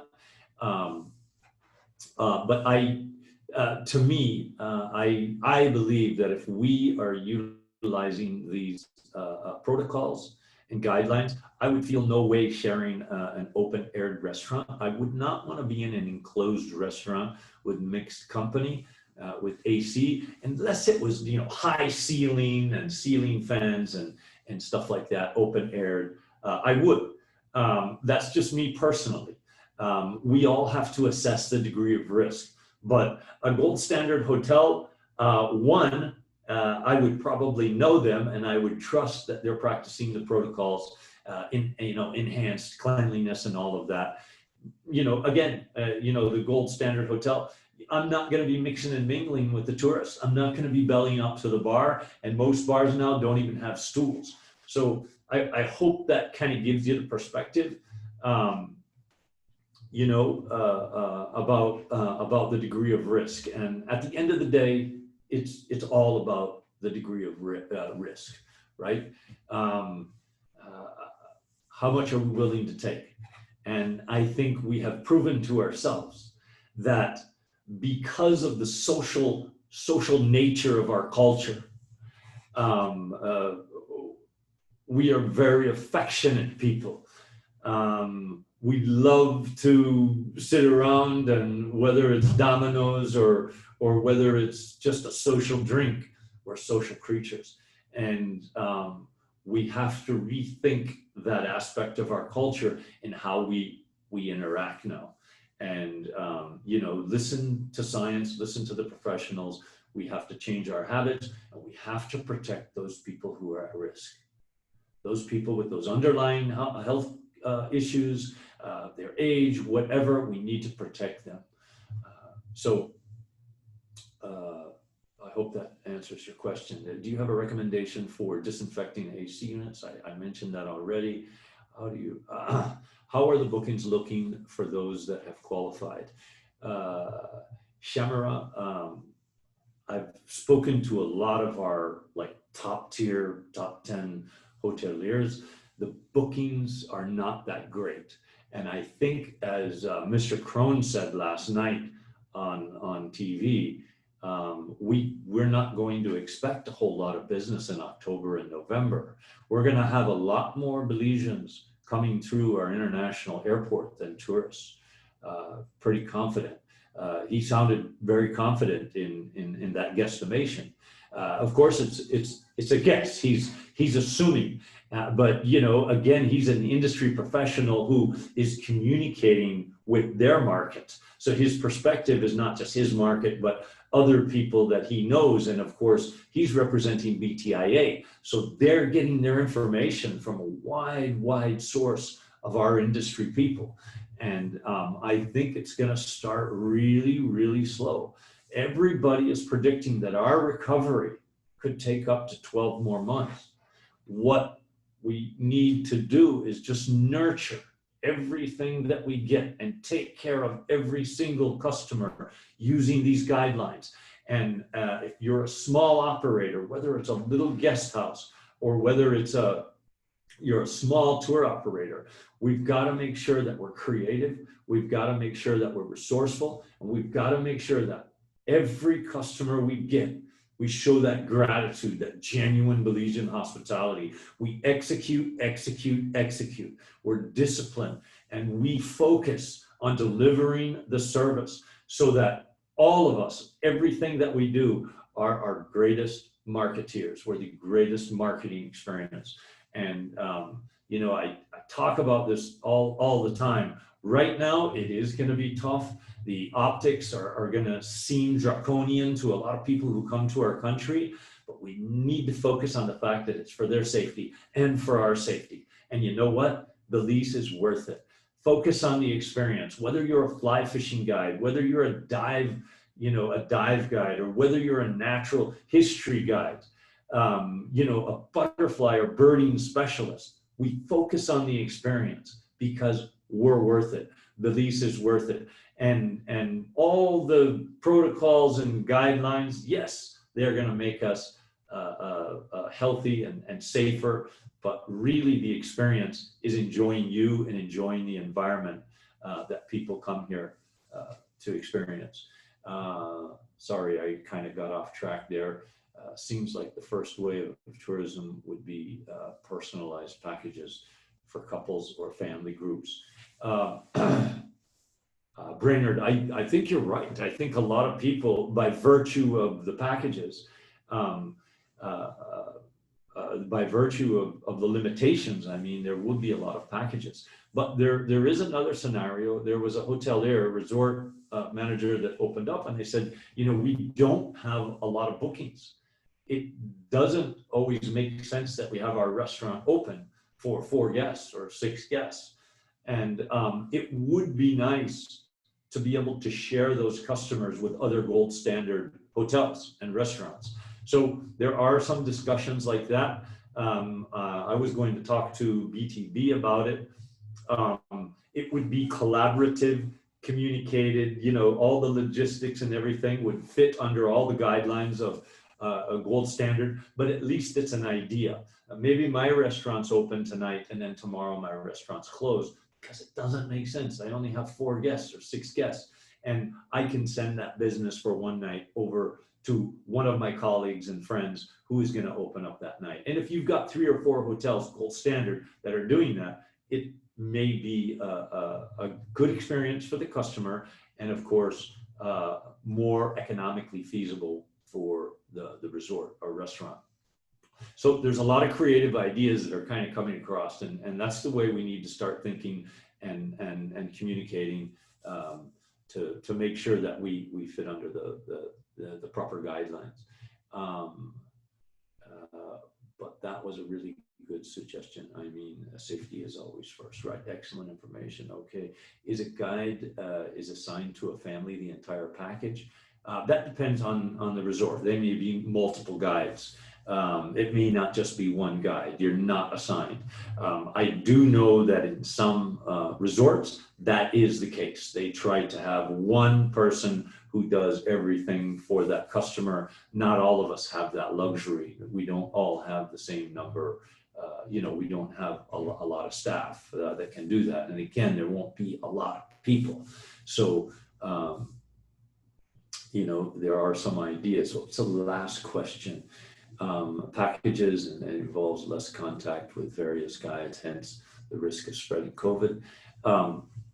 Again, I think if we're following the programs, the protocols, we're going to mitigate our risk for, you know, possible COVID spread within our industry. And again, just to give you a little bit of experience of what's happening in the rest of the Caribbean, with what's happening in Jamaica, we're having much more COVID positive cases of people repatriating to their country, their native country, than we're having with the classic tourist type person. So there are tourists that are coming and test positive or get sick, but not very many. I'm in constant communications with friends of mine in Aruba, and they have twice as many cases. They have less than half our population, and most of it is community spread. Most of it is, and you know, they're a small island, and most of it is repatriated people, or now it's just community spread. You know, you can't even blame the repatriated ones, but very few tourists compared to the local spread. So logically, the greater risk is for the tourist that's coming here. There's more risk for the tourist than us from the tourist. One of the housekeepers is over 50 years old. Diabetes, hypertension, hotels need to conduct health assessment of employees. Yes, someone just mentioned up there that, you know, we do have housekeepers who are over 50 and they're, you know, preconditioned, you know, risk factors, hypertension, high blood pressure, diabetes, etc. yeah, they're definitely at risk. But again, looking at the risk, I would say that they're greater risk being exposed to COVID-19 from fellow staff members than they are from a guest, because they shouldn't be coming in contact with the guest anyways, especially if they're following, housekeeping standards from the beginning and doing everything the right way. Um, so I hope that helps. But yes, I think the management teams from some of those resorts are going to have to assess the risk for their employees. And there may be some employees that may not come back to work right now because of their underlying health conditions, or we may have to find other things for them to do. What is the best disinfectant for cloth seats in vans? Well, Mario, I don't want to be an advocate for any one product, but I tell you this: I've had so many conversations with so many of those suppliers that are on that list, that's in the gold standard guidelines. Most of them have disinfectants that are perfect for a material like vans. Be very careful with things like the hydrochloride or bleach type solutions. They'll stain your, right? And be careful with other corrosive type things like hydrogen peroxide and stuff like that. But remember, Dr. Martinez yesterday said that he has a product that works on surfaces. And I know, I think it was Mario Campos from El Dorado. He had some products that were good for material like that. Could you give us some information on where to get our vehicle prepared with the division and the cost? Emil, Belize signs right there on the Western Highway. What is it, mile 2 or mile 1? It's close to the Mirab that's on the Western Highway, not the Northern, the Western Highway. Belize signs. They have a variety of stuff.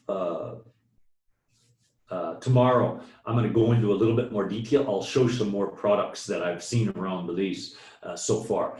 That was around $300, the ones that are in the vehicles by the Radisson.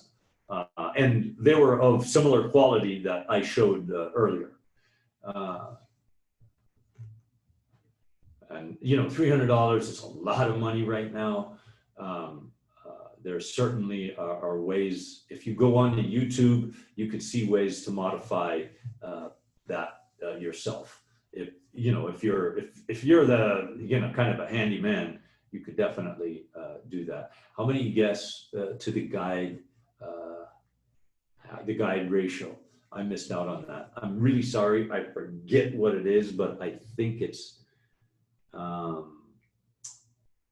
different for on the water, and it's 1 to 10 or 1 to 8 on land, and 1 to 8 on land, 1 to 6 on the sea, something like that.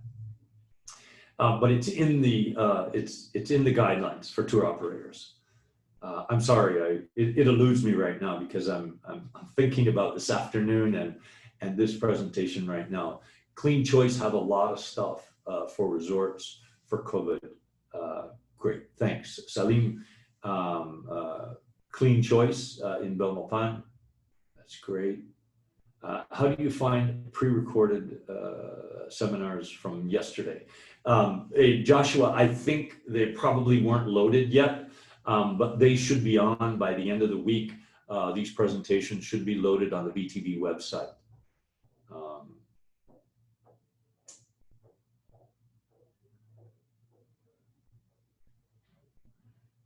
James Slayton, thanks for saying that. Best session yet. Thanks.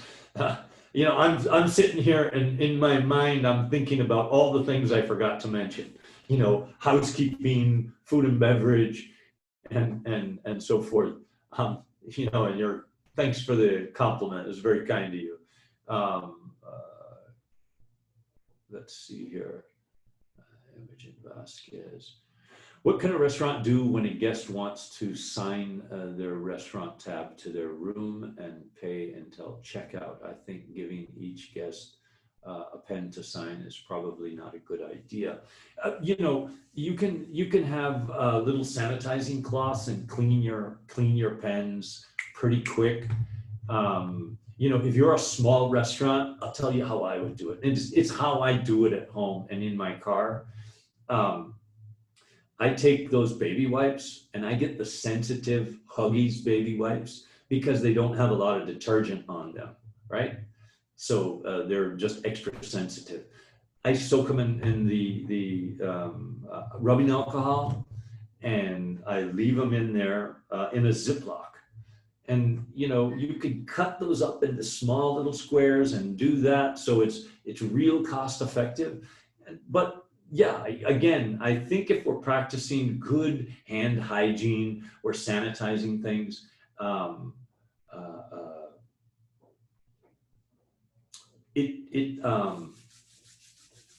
it's pretty easy to do, and we can't get freaked out. Somebody just use a pen, sanitize it, and if you touched it, sanitize your hands. You know, do it and think about it. Don't rub your eyes. Yeah, James, Best Medical Supplies. We also do a walk-in and help people. Great, Ivan. It works for Best Medical Supplies. They also do walkthroughs with people. Someone sent me a private message. They don't like my background. They like my bedroom better. Thank you very much. Friendlier, yeah. Thank you. I surely hope the resorts or places of employment gold standard requirements do not discriminate employees who may be affected with diabetes. I think the important thing, Mario, I think that's a good point. We don't want to discriminate because somebody has diabetes or a little overweight or high blood pressure. But I think it's logical that we protect them. So however we do that, we have to be creative, we have to be understanding, and we have to make sure that if we're working with somebody who we know has diabetes, that we insulate and protect them. You set up a special seating for them in the staff lounge when they're, having lunch, and just things like that. We need to protect them, and we need to reach out to them and come up with creative ideas that, hey, we know, oh, she's, how many people have worked with somebody they call granny or nana or, whatever. Protect those people if you're working with them. They're normally very, very positive and productive members of the team, but they're maybe at greater risk. So that means I may put them at risk if I get too close to them. Send them a little love, but insulate them, right? Ivan, I'm just going to let you go. I'm not saying anything about what you're doing. You just keep promoting on the feed there. David, this is a bit confusing as BTV has stated over and over that guests cannot leave their accommodation properties. How will the guests go to another location? David, I was hypothesizing that it was brought up by somebody. I'm not saying that that's going to happen. I wanted to have that discussion with BTB because people have been firing questions at me. That's definitely not the gospel, David. If people go from one gold standard restaurant to another, that would have to be approved by BTB. Now, I'll use some logic. When a Tropic or Maya fly from international airports to San Pedro, to Plasencia, to wherever they go with tourists that are in the safe corridor, those tourists are going to be mixed. When a tour operator picks up 2 customers at one gold standard hotel, goes to another hotel and picks up more, they're mixing guests. Why would going from one restaurant to another when actually, if I'm in a private transport, if I'm in a table that's distanced away, You know, if I go from Victoria House that has outdoor seating as well and open air internally, and I go to Ramon's Pineapples that has the same, I have indoor open air choices, or I have outdoor private thatch kind of dining choices. I'm at lower risk doing that than actually flying in an airplane or being in a van or with mixed company, right? So I think that's the logic. And again, we're gonna figure if we can do that. You said that if tourist stays in the safe corridor hotel 14 days, after that stay, they should be able to go anywhere. I think, yes.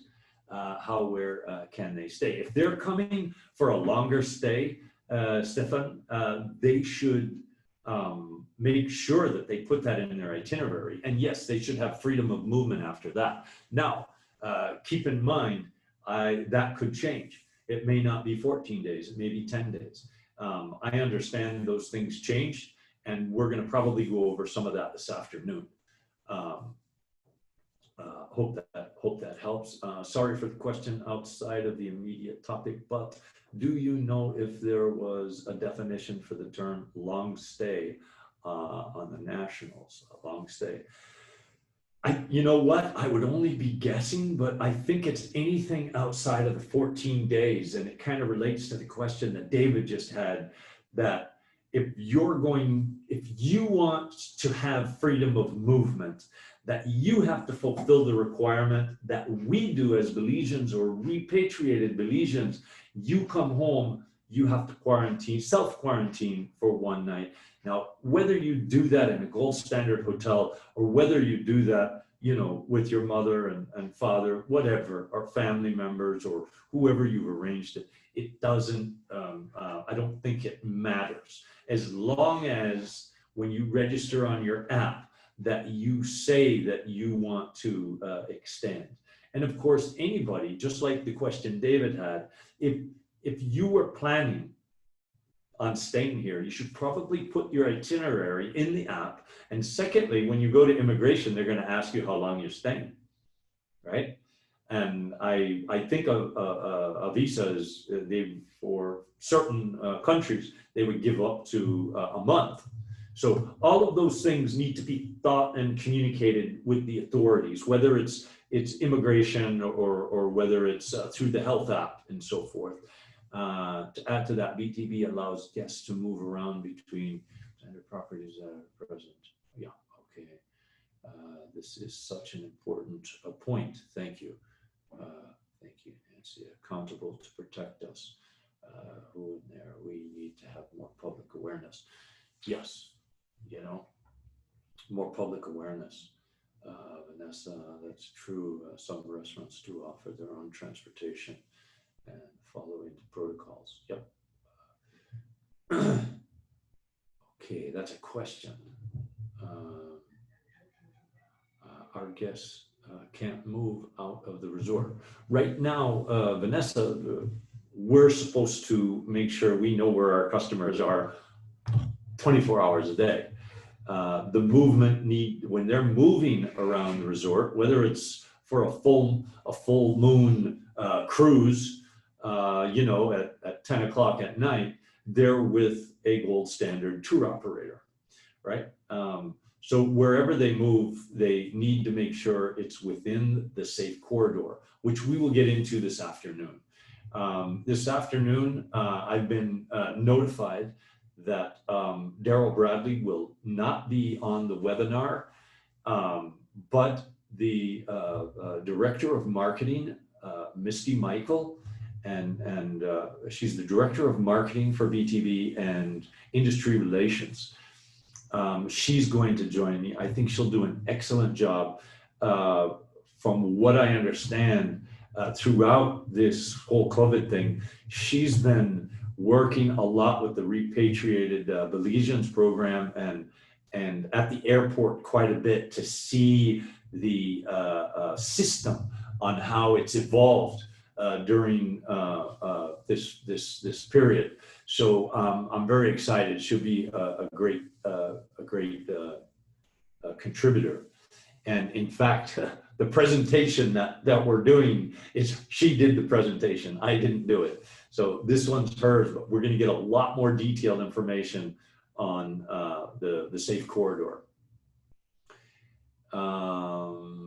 Questions, morning, open your eyes. The video showed tour buses using UV sanitizers. Are those really readily available and efficient? Jenny, the only people I know that have UV sanitizers personally that I know are the ones for devices like cell phones and tablets, and Cellular World was the only one. I haven't seen a UV lighting yet. I'm a little, I had this discussion with Dr. Martinez about UV sanitizers, and just like chemicals, there has to be a time that you put on them. And I don't know what those times are. I've done a few YouTube, videos to learn a little bit about it. They even have them for ACs. But again, how can a UV lighting really help find air mist and stuff like that? It does require time. And secondly, with UV lighting, you can't have any shadows. So if with my coffee mug, if we're shining UV light here, it's only sanitizing this front part where the light actually, it doesn't do the whole coffee mug, right? So there are certain peculiarities about that type of sanitizer. I do not know who has them.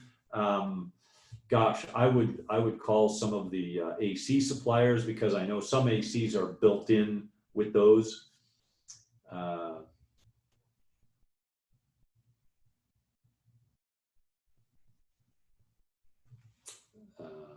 Okay, I think it's the guide ratio. Bruno is saying 8-to-1 water, 15-to-1 terrestrial. Thank you very much.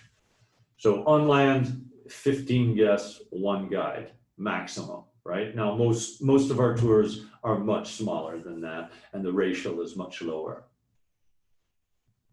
Thank you for looking that up, Bruno.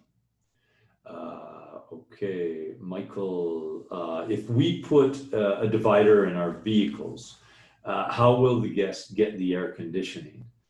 Again, I don't know. Most vehicles have AC vents to the rear and to the ceiling, especially with vans, SUVs. I have a little truck and it has an AC vent kind of in the divider there. But you're right. And secondly, Michael, those seals are never like perfectly sealed. You just want to reduce that circulating air. I think if you crack the windows and stuff, you're going to be much, much safer. All right. Thank you. When fueling a vehicle and touching all the public surfaces such as door handles, you use a plastic shopping bag or a bread bag with printing on it on one side, so you know which is the side and outside. There we go. We've got a little home remedy there for Bacatan Belize. You recycling, reusing plastic and stuff, creating barriers so you're not touching anything. The bread bag is a great one. Putting your hand in a bread bag and if you're going to pump your own petrol. Thank you. Hi, Amanda. I live in a house and manage a COVID positive patient and did not contract the illness. Hey, thanks for sharing that, Amanda. So you were taking care of somebody with COVID-19. You followed all the protocols: sanitation, mask usage, isolation, constraint, hygiene, cleaning, etc. And you never got COVID-19. And God willing, the person has recovered thanks to your good care. And, we're in a better world. And I'm sure that person is so grateful. Thanks for the guidance. See you in the afternoon. Thanks, Happy Go. Where can I get an N95 or similar grade masks in Belize? in 95, you get Cellular World, Belize Foam. There are other places. William Usher has some in Belmopan. And, you know, I have been in a number of stores that sell them right at the counter. I think Builders Hardware in Belmopan has them right at the counter. The N95 mask. I forget how much they are, but Builders has them. There are a variety of places, but in bulk, Cellular World's been my, and then I spoke to the owner of Belize Foam, the mattress factory there, right on the Western Highway as you're entering Belize City. And he says he has a number of PPEs and really discount prices. I haven't seen the products.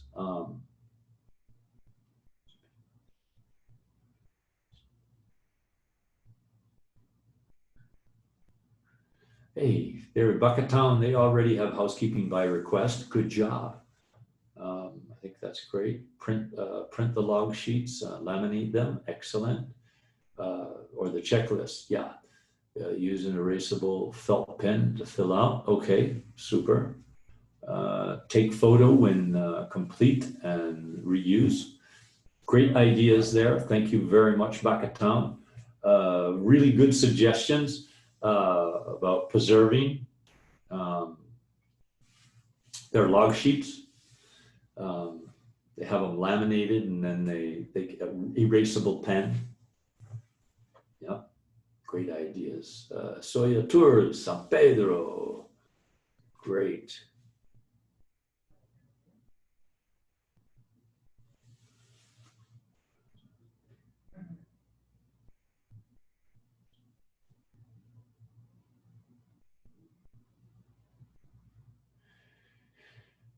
Francisco Lopez asks about the temperature checks. The tour operator and hotel guidelines that everybody does a health check, a temperature check. So if my guests are going on a tour with you, Francisco, I probably would have done a health check when they came to the restaurant in the morning, or guest services may have done it, you know. But if they're going to walk off the dock and, you know, go on a tour with you, or they're going to walk out of the hotel and, you know, go to Coxcomb or somewhere on a tour with you, your people, your guys should be doing the health check, doing, filling out their logs, and not allowing them in the vehicle till they've sanitized their hand and certain things like that, right? That should be a part of your protocol. We'll go over a little bit about that tomorrow. We'll discuss some of the scenarios about doing that. You talked about a letter that was being sent out or framed by BTB that could be sent to guests with our expectations. Is it possible to get a copy? You know, I don't remember the actual letter, but BTB has produced a lot of information. The letter would actually be from you, from your booking office, or from you when you're, you know, that just kind of outlines, hey, this is what to expect. Tropicare did that on one of their posts. I'm on their mailing list, so I got a copy of it, and I thought that it was really, really good, because what it did is it told their customers that booked them direct or through their mailing list that they obviously had, is it said, hey, this is what you expect when you come to Belize. So I would suggest you do your own, personalize that letter and send it out. What I've also advocated, and some people have done, I've heard about it in their plans, and when they fill out their application, BTB asks for, you know, what have you done to inform your customers about, you know, what to expect and you know, new protocols and guidelines and laws and stuff. They ask you for some of the correspondence. So whether it's a letter from your reservations or whether it's something you posted on social media, they want you to screenshot that and kind of attach it into the application. So I think that's what I may have referred to, Chriselle. It's not actually a letter. And then if within that correspondence, if you do a hyperlink to the BTB website and the gold standards, then you can let them go and look at the gold standards. You know, I've had a few friends abroad look at our gold standards and say, holy smokes, you know, that's, you know, pretty strict. And we're like, well, you know, it's kind of like what the Caribbean is doing. You know, ours all may be a little bit different, but they're pretty much the same. It's a lot of industry standards. And if you get into some of the big branded hotels, I was talking to Sandra at the Radisson, and the protocols they have to follow as an SOP, I'm sure it's the same way with Teddy at the Biltmore. The things they have to be accountable for to the brand it supersedes the gold standard. You know, it's a higher standard. You know, you walk into the Biltmore now, and there's this automatic temperature check. They don't even have anyone doing a temperature check. You have to stand up to a camera, and then it tells you you're good to go. You can walk in the hotel. You know, their standards are even stricter and higher, and those standards are worldwide for those brands. So, you know, share people what we're doing as a country.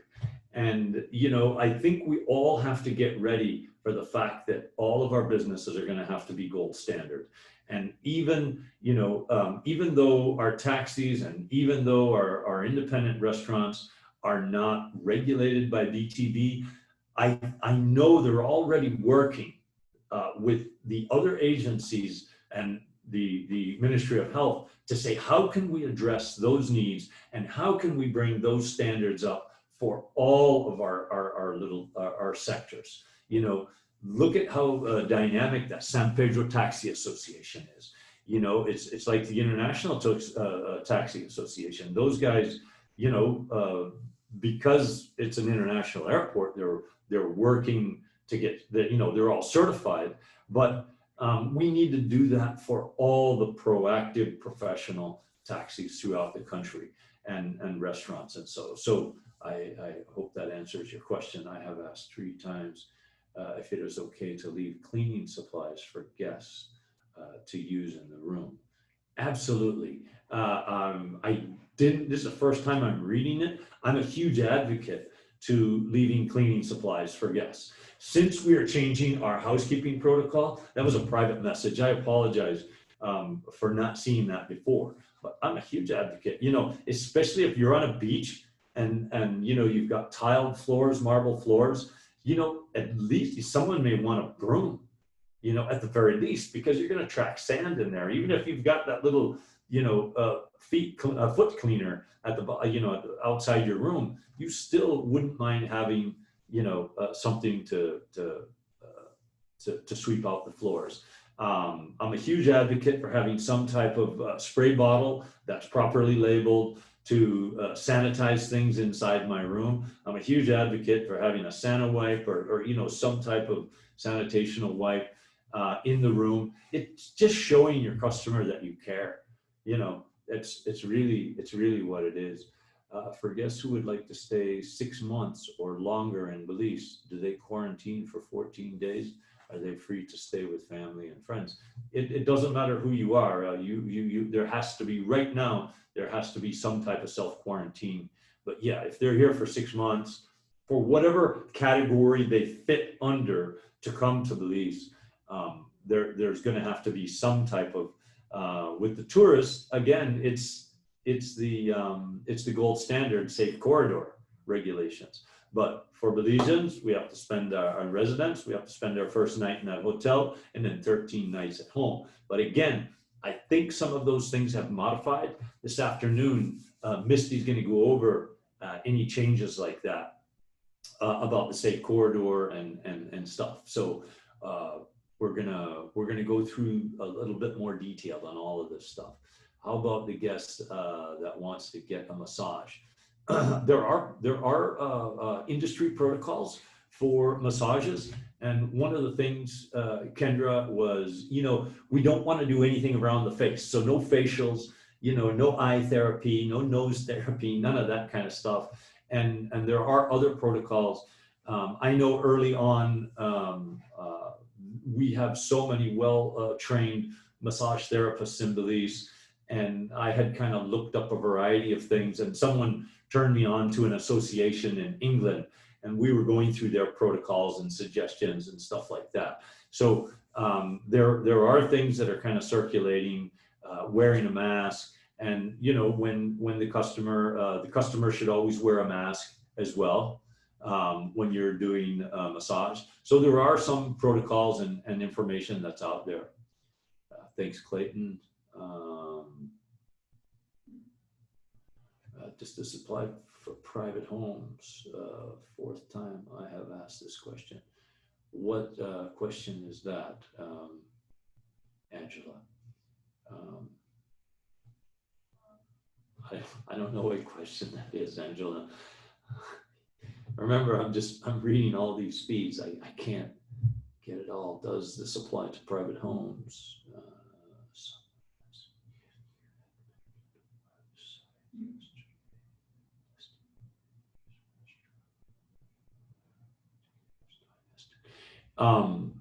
Daniel Chok, are there restaurants that deliver? Gosh, you would have to check in your local area. I think there's a number of different restaurants that are doing delivery, and you can deliver to, as long as the hotel allows outside suppliers to come into their hotel. Some of them are very restrictive with suppliers because there are protocols. But I think a lot of hotels probably allow outside ordering. Some of them may be even promoting it to alleviate, their restaurant being open for only a couple customers. If your private home is rented in international tours, then yes, the gold standard applies in the phase 4. Okay. A&R has as well. A&R has. I'm guessing, Enrique, you mean A&R has PPEs for sale, right? I'm guessing.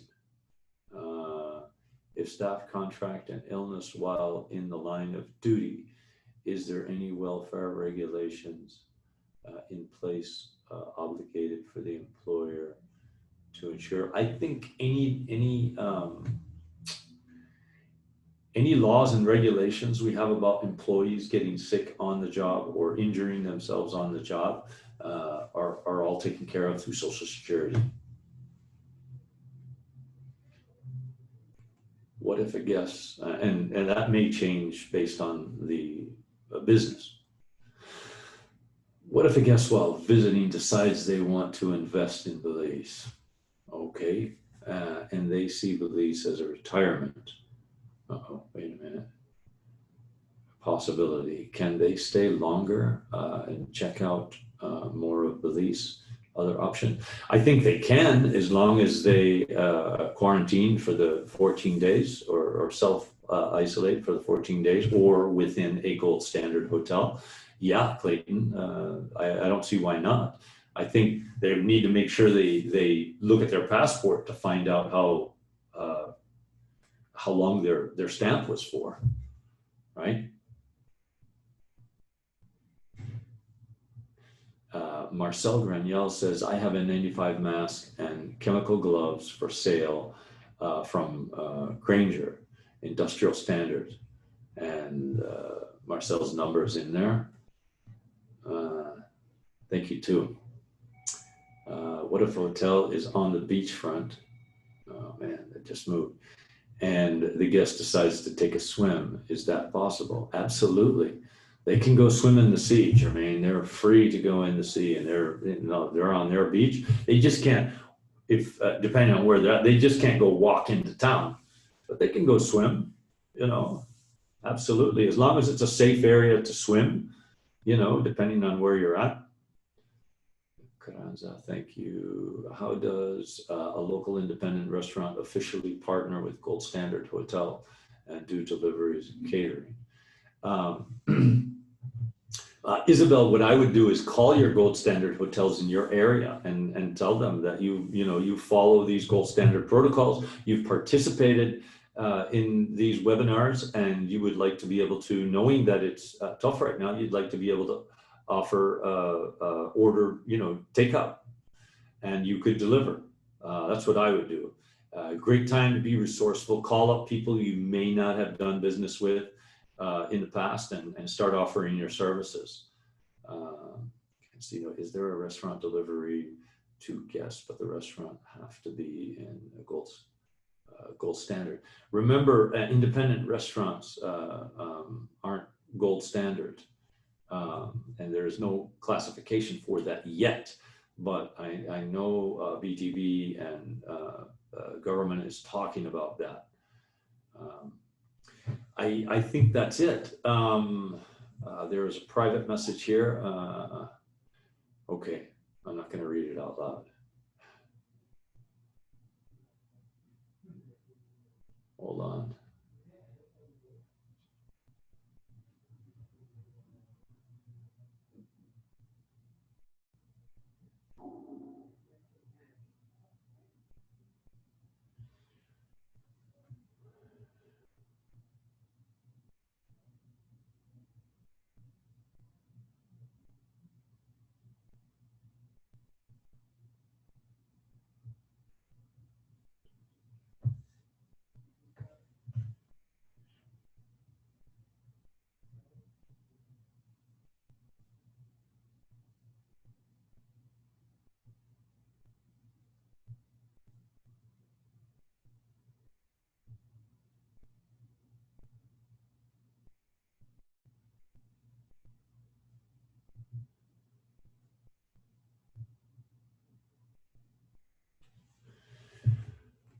All right, thank you very much for that long message. I'm not going to read it, but I would like to address it. Somebody sent me a very interesting comment, and I think it was very constructive. And sometimes I do mention or examples of hotels that exceed standards. And the reality is there are very limited resources to many of our businesses, whether you're a small guest house or whether you're a small restaurant or a small tour operator. I realize that I do use some of those examples. The spirit in which the gold standard was written should be taken. And it appears my message doesn't always come across that way. But the spirit in which the guidelines were devised, because I've had many conversations with PTV executives here, is that anyone should be able to achieve these basic guidelines no matter what their resources are. So whether you have a very small Airbnb, a very small guest house, and eventually, the hostels and shared room accommodations, there will be these protocols and guidelines at whatever level we are able to achieve. We want to be able to achieve them. So thank you very much for your constructive comments. I really appreciate you kind of bringing that perspective back to the reality, because the reality is that from what I've read, one of the studies that was done through Beltrade, 70% of our businesses are considered micro, small, or medium-sized entities or enterprises. And it employs around 70%, and it's a huge contribution to our GDP. The bottom dollar for our country, and we need to address the fact that we have a lot of small businesses that don't have the resources to do some of this. And I know I gave the example of the taxi and so forth, but for tour operators, I want to reiterate something that I said yesterday, and it looks like it's coming to fruition. On Monday, I am doing a webinar for the small tour operators. And if you're a small hotel, you can log into it. BTB is going to advertise it. And I think the network of tour guides and tour operators are going to be sending out the link. But we're going to break down the application process of the gold standard so that everyone would be able to fill out that application, whatever size your business. I'm going to make up a business, Camilote Dive Shop, and I'm going to break it down so that it's kind of a one-man or two-man show. And, you know, my office is my telephone. Kind of, you know, how would I, if I was that business, how would I operate? If I was that business, how would I do my plan? And I'm going to break the plan down. I'm going to use the template that BTB has on their website. And then Varsha Clark is going to come on and she's going to evaluate the application, and she's going to tell all of us, okay, Jim's business did this. It's just a bogus business, but Jim's business said this and this and this. We would probably respond back to him and ask for additional information on this. So she'll be able to critique it from the BTB perspective,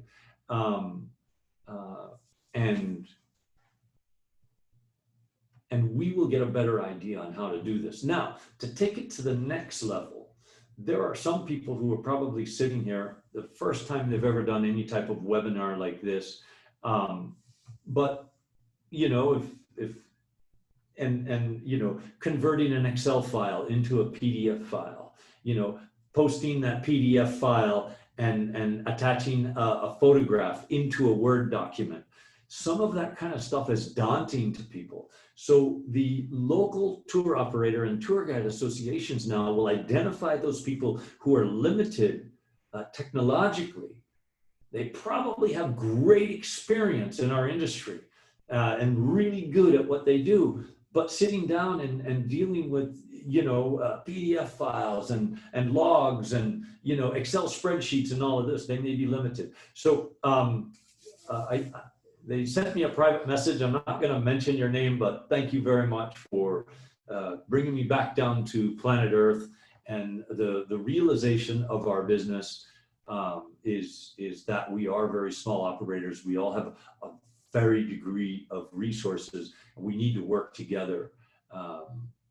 We need to work together to be successful and reignite. Can I do my logs digitally? Absolutely, you can. Make sure you keep all of your electronic files. Great idea.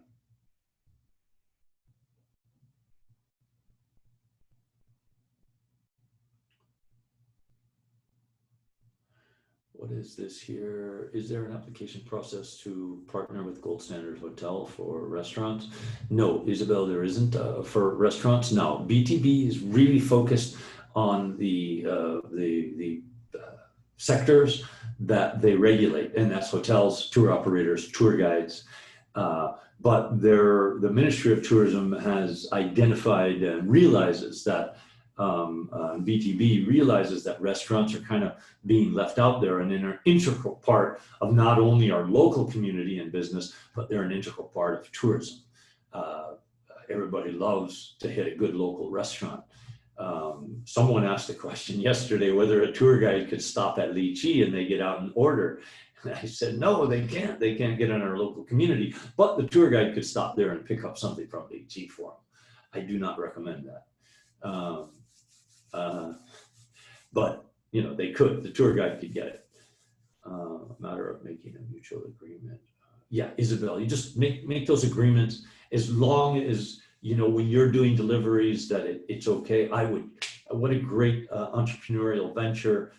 You're being very resourceful in seeking out new business with those gold standard hotels, because a lot of them, gosh, they probably don't want to open every single day for only a few customers. So go make those business connections now. Same with some of you tour operators.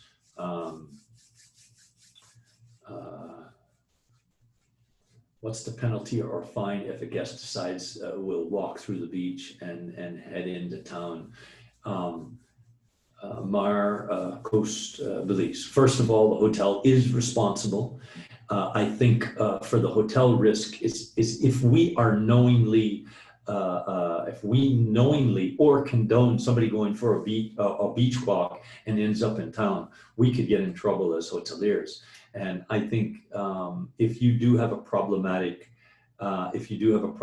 guest who doesn't, listen to the guidelines or follow the guidelines and does that, you'll want to make sure that you report them and document your discussions with the individual if they have a kind of a history of violating these protocols and guidelines, and in some cases our laws.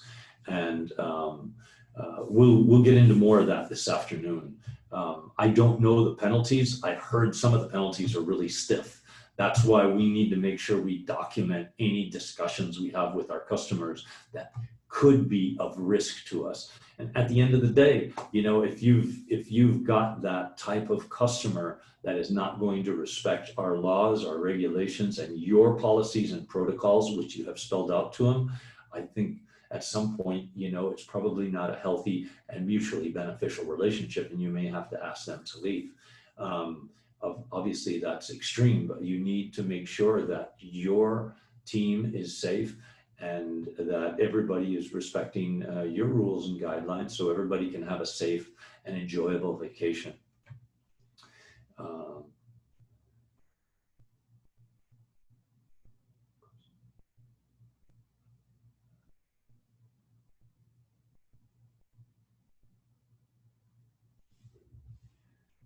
Thanks, Ruth. So rule states no more than 10 people in a restaurant.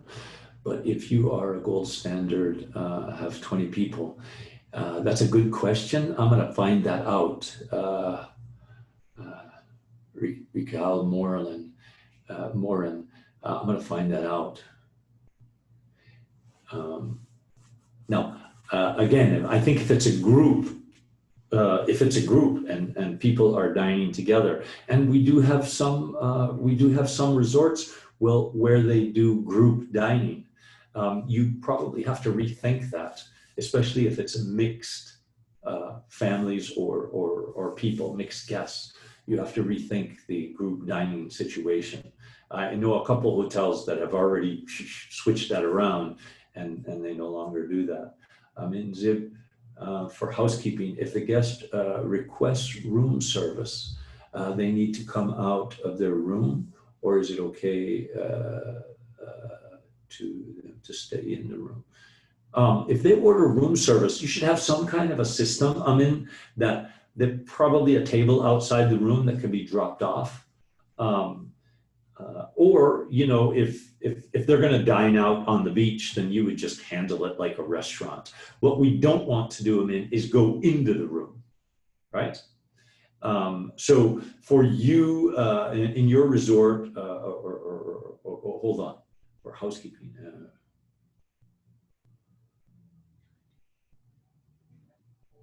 Yeah, sorry, that was housekeeping. Sorry, I was thinking of something else. For housekeeping, yes, they cannot be in the room the same time as you. We do not want it. That's an industry standard now. And definitely that would be at risk. So if they want housekeeping service, you need to coordinate a time when you're going to be in the room and they are going to be out of the room. Okay. Guess who would like to stay 6 months or longer? Do they quarantine for 14 days? Yes, they do. Private message for guests who would like to stay for 6 months. Okay. Yeah. Yes, they need to quarantine. Frankie Habet. What you said means that if a guest takes out a kayak and they linger off to town, the hotel is responsible and will be fined. No, Frank Habet, if they take a kayak from your resort and they go into town, knowingly that you briefed them. Now they could kayak. If you're a gold standard hotel and you're a gold standard hotel and you know, you're close to town. Let's say it's Placencia, right? And you kayak towards town. I don't think it's a big deal that you kayak towards town. If you beach your kayak and get out and walk around town, then we have a problem. I think that would violate the regulations. But kayaking around the sea and, you know, that kind of thing, I think you're going to be okay. Once they get out, they're violating what you have already told them. And you know, when a driver is leaving the international airport, is it okay for us to stop them at Sky City or Brody's to pick up things that they've forgotten? You can stop and pick up some things, but they can't get out and shop. You have to go and buy that for them. If they're part of a tourist and gold standard as a tour operator, no, they're not going into a grocery store. Let's say you have to go to a gas station to use a bathroom. You should go in and get the key to that bathroom and then let them use the bathroom. They're not to be a part of our local community. And that means grocery stores and any of that. You would have to facilitate that for them. Yeah. Okay, I'm gonna get some lunch. Yeah. People are telling me to close private. Did you miss this? How about the bathroom breaks?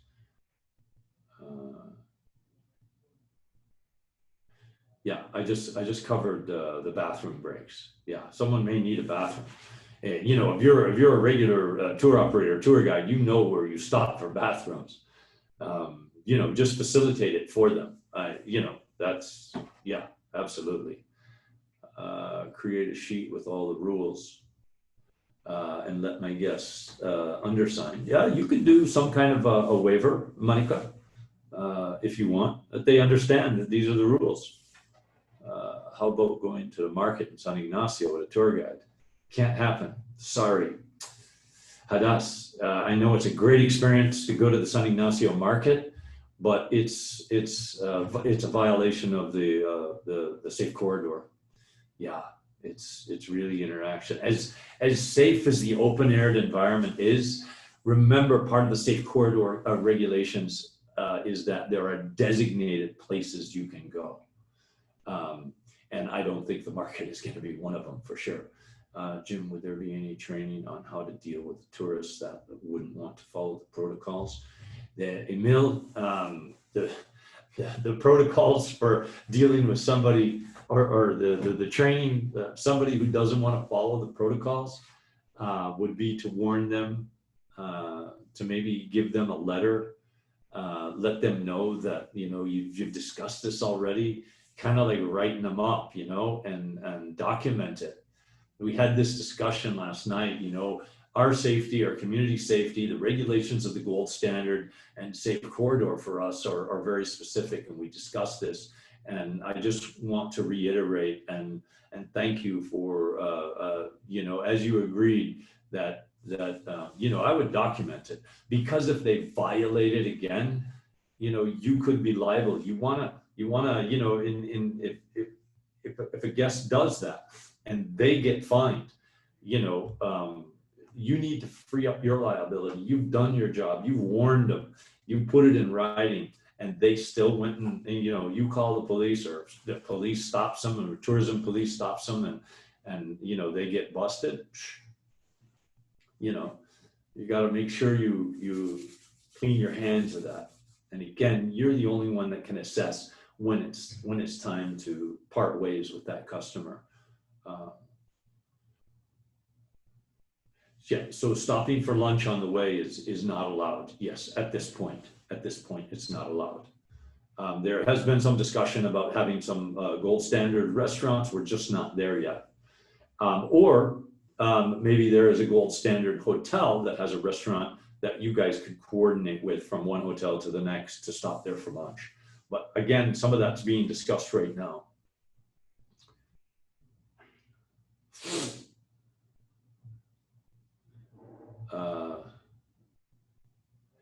Hadas, there may be something at the airport like that. That's a great question about having something in writing. I believe there is something that's going to be handed out at the airport.